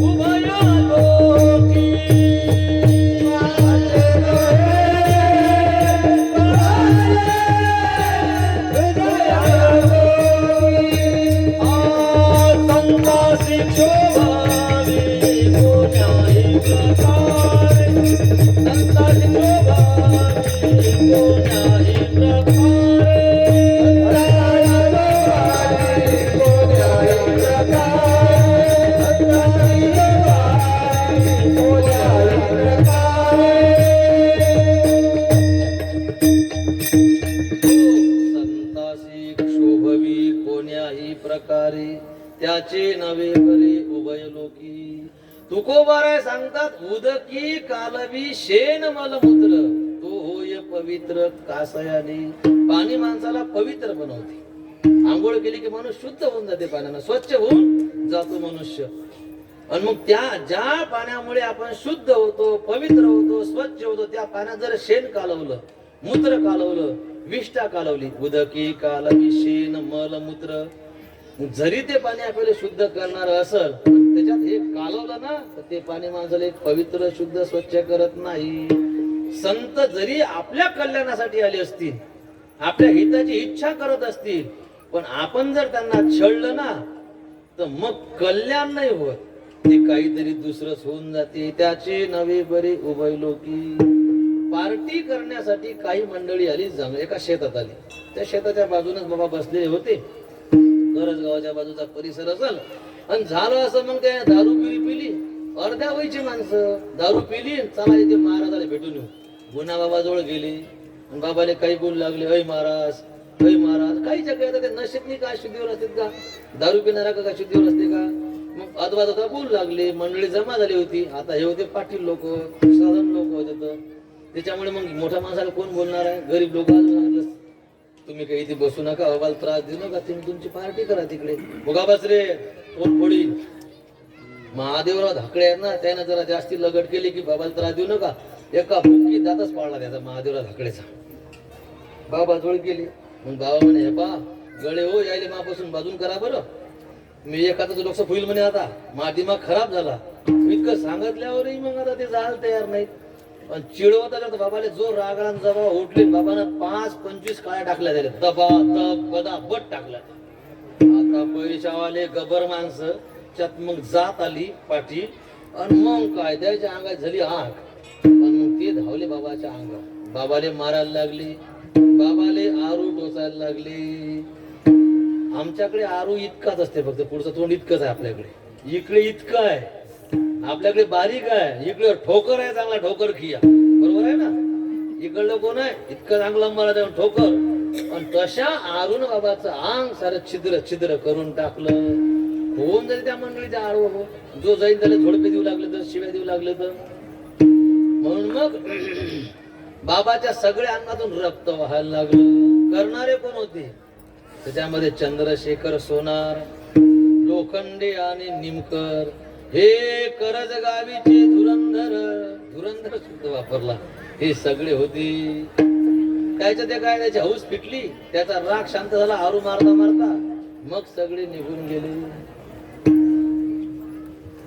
बसा खाली बसा. या पुढे पुढे तुम्ही जराशी पुढे पुढे जरा. पण महाराजच पहा, नवरदेव नवऱ्याचा रोजच पाहायचा. ते सीझनच सुरू झाला आता. त्याला इतक्या लोक आणतच नसतं, तिकडे खूप जास्त जरा बिचारे कटवून नसते गेले. ते अजून आता लागते ना. विठाला विठाला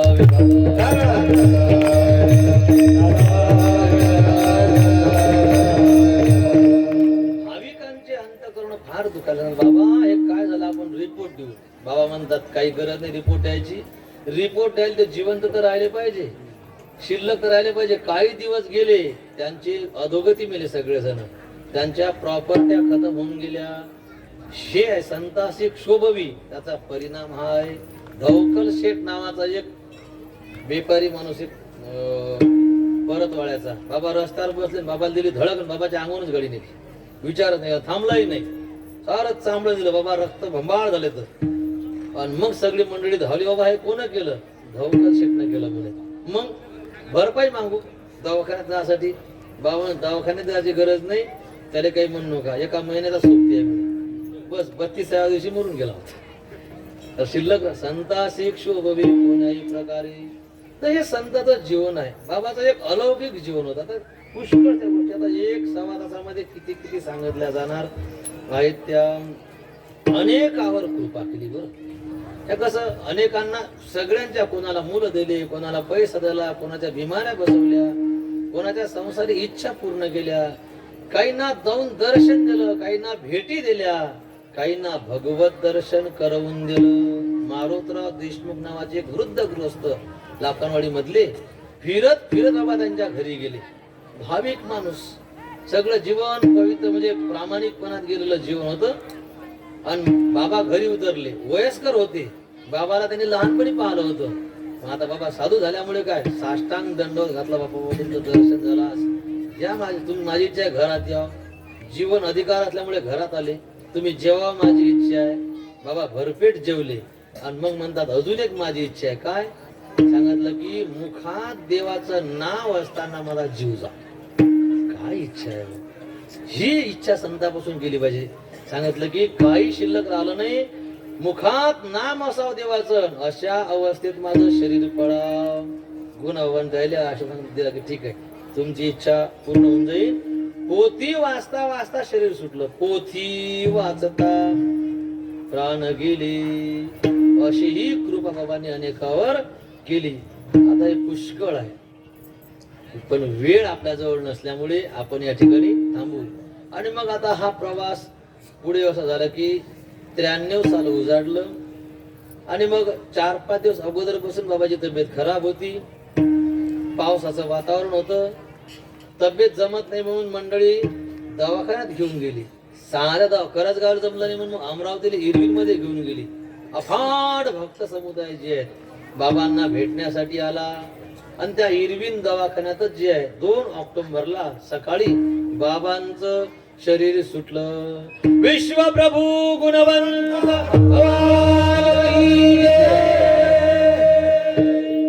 बाबाचं पार्थिव शरीर ट्रक मध्ये ठेवलं आणि अमरावती पासून मिरवणूक निघाली. अमरावती पासून तर लाखनवाडीपर्यंत जेवढे गावं लागतात रस्त्यावर लोक हार फुलं घेऊन उभे राहिले. आणि बाबांच्या त्या रथ या ट्रकावर जे आहेत सर्वांनी पुष्पाचा काय केलाय, काही तर पाठीमागे गाड्या घेऊन आले, सायकला घेऊन आले आणि लाखनवाडीमध्ये बाबाला आणि मोठ्या जनसमुदायाच्या उपस्थितीमध्ये आणि बाबांना काय केलं तर समाधी देण्यात आली. एका मोठ्या जीवनाचा अशा प्रमाणे एक मोठं जीवन जे आहे अशा पद्धतीनं थांबलं. विठ्ठल विठ्ठल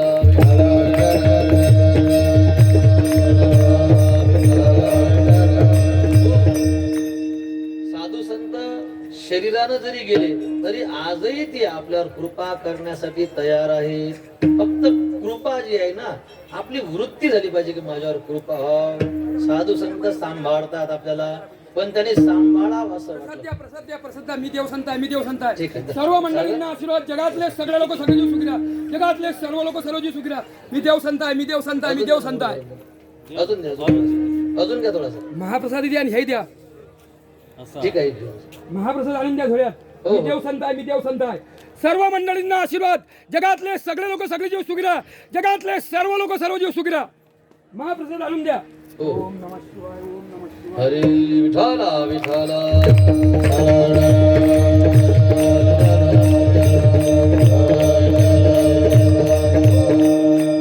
पण त्यांनी आपला सांभाळ करावं हीच आपल्याला इच्छा झाली पाहिजे ना. सांभाळिले सांभाळिले सांभाळिले अनाथ. आपण अनाथ म्हणून त्यांच्या समोर जावं, त्यांना प्रार्थना करावं की बाबा तुम्ही अनेकांना सांभाळलं, अनेकांना तुम्ही जीवदान दिलं, त्यांच्या इच्छा पूर्ण केल्या, आमचा सुद्धा तुम्ही सांभाळ करा. त्यांचं जीवनच सांभाळण्यासाठी आहे तैसे मज येती सांभाळिलं. त्यांच्या चरणी आपण हीच प्रार्थना करू आणि भजन करू. विठोबा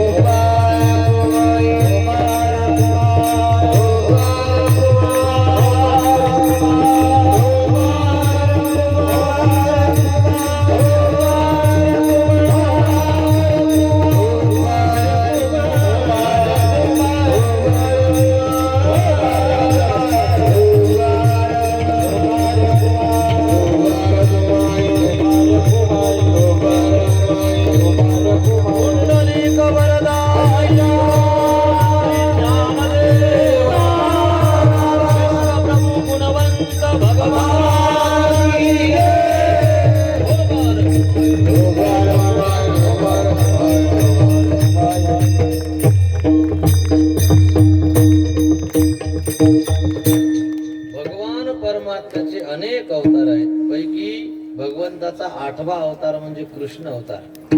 त्या कृष्ण अवतारामध्ये अनेक असुर जे आहेत राजाच्या रूपाने जन्माला आले.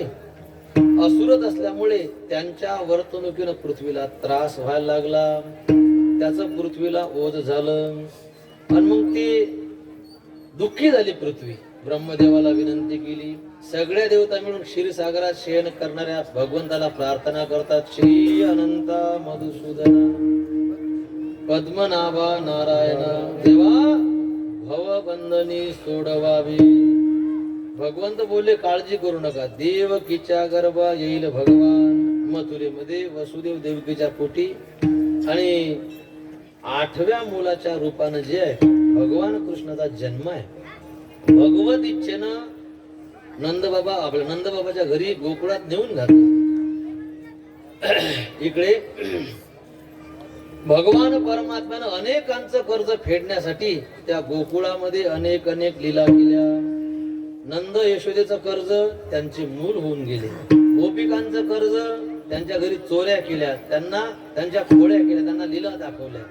सवंगड्याचं कर्ज त्यांना सोबत घेऊन खेळ खेळून त्या ऋणातून उत्तीर्ण झाले. असुर आले तर त्यांचाही उद्धार केला.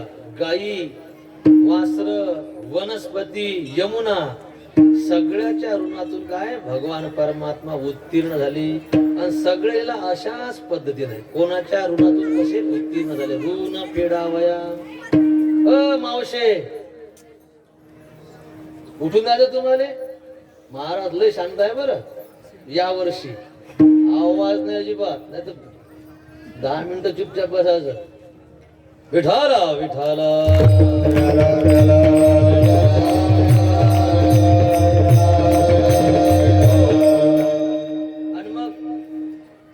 कशा पद्धतीने भगवान परमात्मा त्यांच्या ऋणातून मुक्ती. असे अनेक दाखले, अशा अनेक गवळणी आणि असे अनेक कडवे जे आहेत त्या याच्यामध्ये आलेले आहेत. त्याच्यामध्ये एक कडवं असं आहे.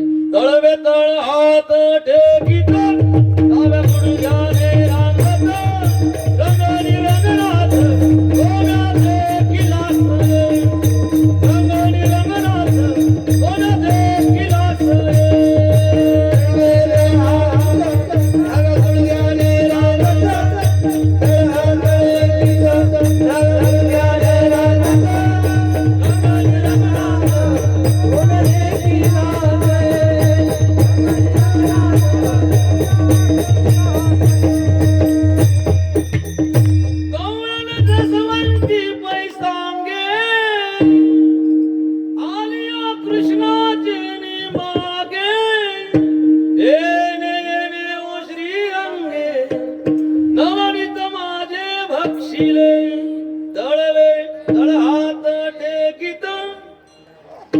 भगवान परमात्मा रांगत असताना गोपिकाच्या ऋणातून काय झाले उत्तीर्ण झाले. एका ठिकाणी म्हणतात रांगता गोधने राखीता. मग रांगताना अनेकांचं कर्ज फेडलं आणि बाकीच्यांचं कर्ज फेडण्यासाठी भगवान परमात्मा वास्त्र राखण्यासाठी गेली.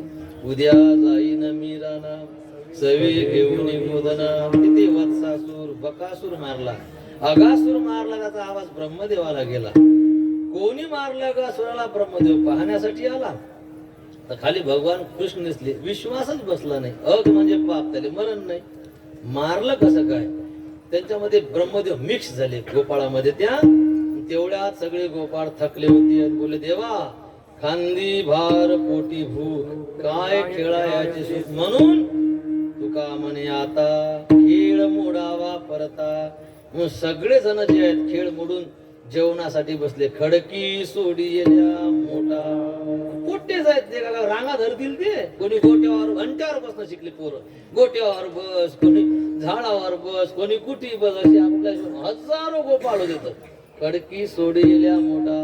भगवान परमात्मा यांच्याही कर्ज म्हणजे मोकळं व्हायचं होतं. सांगितलं आज एकत्र करा शिदोरीचा करती काला. अनेक चवीचे पक्वान्न, अनेक रस सगळे एकत्र केली आणि त्याच्या मुदा बांधल्या आणि स्वतः भगवान परमात्मा प्रसाद देतो पंढरीनाथ. स्वतः भगवानच्या हातून मिळत होतं. हा अधिकार. आणि मग तेव्हा सगळ्या गोपाळांना सांगितलं, पहा बरं, मी तुम्हाला प्रसाद देत आहे, पण हा प्रसाद सेवन कसा करसाल? कंठी धरिला कृष्णमणी अवघाजने प्रकाश. हा काला आहे, आणि हा काळा तुम्ही काय करा? कंठात कृष्णमणी धारण करून सेवन करा. कृष्णमणी म्हणजे कृष्ण नाम मणी. विषय होऊन गेला आपला कथेमध्ये. रामकृष्ण हरी घास, रामकृष्ण हरी घास. अशा पद्धतीनं प्रसाद सेवन करा, अशा पद्धतीनं प्रसाद सेवन करा. वरची वाळ घास, खालची वाळ घास, गरम वाळ मग घास, नरम वाळ घास. याच्या पुढे स्वतः चापलते अशी. त्या बापाच्या घरची पंगत आहे का? बायको खाऊ घालत नाही, हाताने कोणी खाऊ लागला असं नाही. हा देवाचं नाव घेत खा, कारण हा प्रसाद आहे. त्याचा परिणाम काय? अवघाजनी प्रकाश. म्हणजे सगळीकडे तुम्हाला भगवंताचा अनुभव येईल, सगळीकडे तुम्हाला भगवत दर्शन होईल. आणि पुन्हा हा काला जो आहे ना, नाम घेऊन तर खायचा, पण वाटला सुद्धा पाहिजे. काला वाटू एकमेका भावा. हे तर वाटतात. असा प्रसंग वाटला की लगेच घ्या पाटील, द्या पाटील, घ्या भाऊ, द्या भाऊ.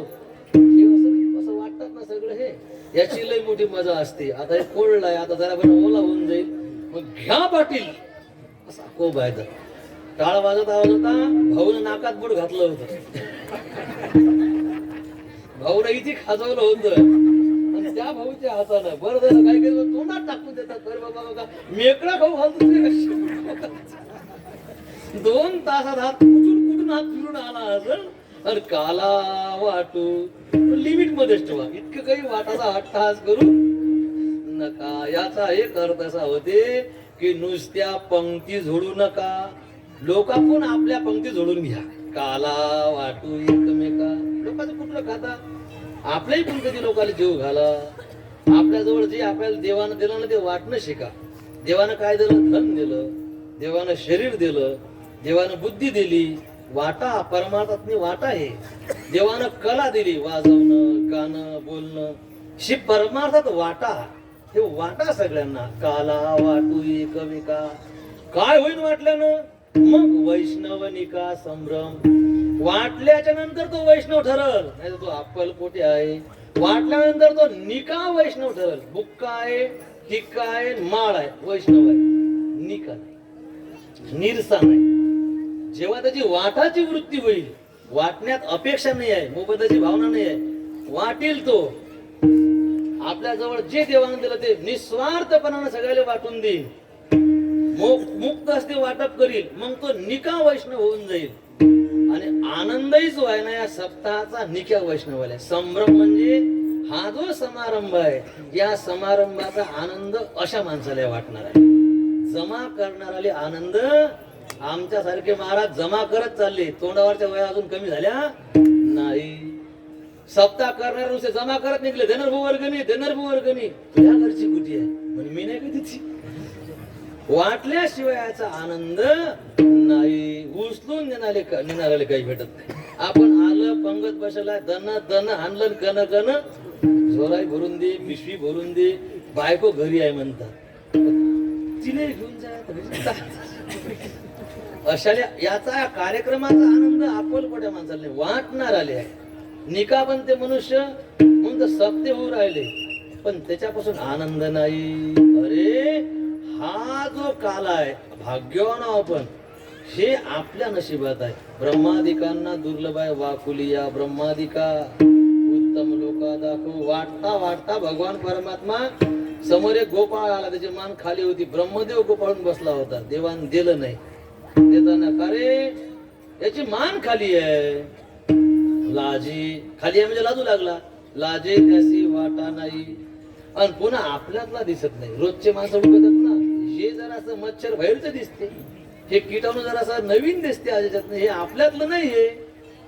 पुन्हा लाजू लागलं. हे मग कोणाच्या घरचा पाहुणा आहे का? का रे मधुमंगल तुझ्या घरचा पाहुणा नाही. स्तोप कृष्णा तुझ्या घरचा नाही. का रे पेज तुझ्या घरचा नाही. का रे तुझ्या घरचा नाही. नाही हजारो गोपाळ नाही नाही. एक होतं तो तर बोबड्या.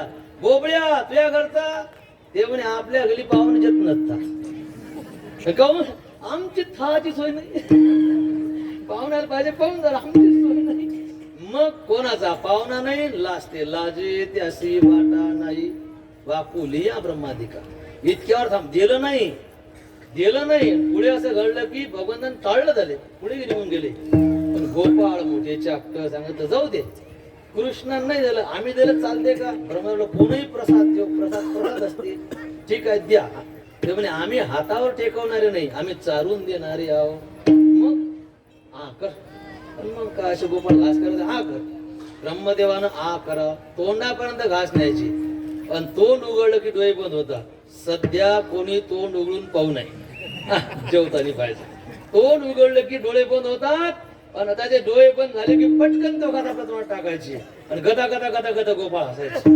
भगवंतान दिले आम्ही काय देणार टिंगल वाकुल्या म्हणतात मग ठेंगा घे ना ठेंगा दुसरा पण नाही रे चिडवू नका रे गेले मजाक नका करू रे सिरियस मॅटर बिलकुल नाही रे मजाक नका हरा मुगा बस रे गेले तोंडाचे पुन्हा त्यांना काहीतरी हे करा वाकुलिया इतका दुर्लभ आहे याची आपल्याला किंमत नाही याचा फायदा घेतला तर मेल्यावर हा परमार्थच आपल्याला कधी सापडणार नाही हा आनंद लुटणारे या भूमंडळामध्ये फक्त आम्ही आहो म्हणतात तुका म्हणे भूमंडळी आम्ही बळी वीर गाढे काला वाटू एकमेका वैष्णवनिका संभ्रम ठीक आहे या ठिकाणी आता थांबू ही सेवा हा अवाढव्य कार्यक्रम अनेकांचे हात या कार्यक्रमाला लागलेले आहेत अनेकांची उपस्थिती आहे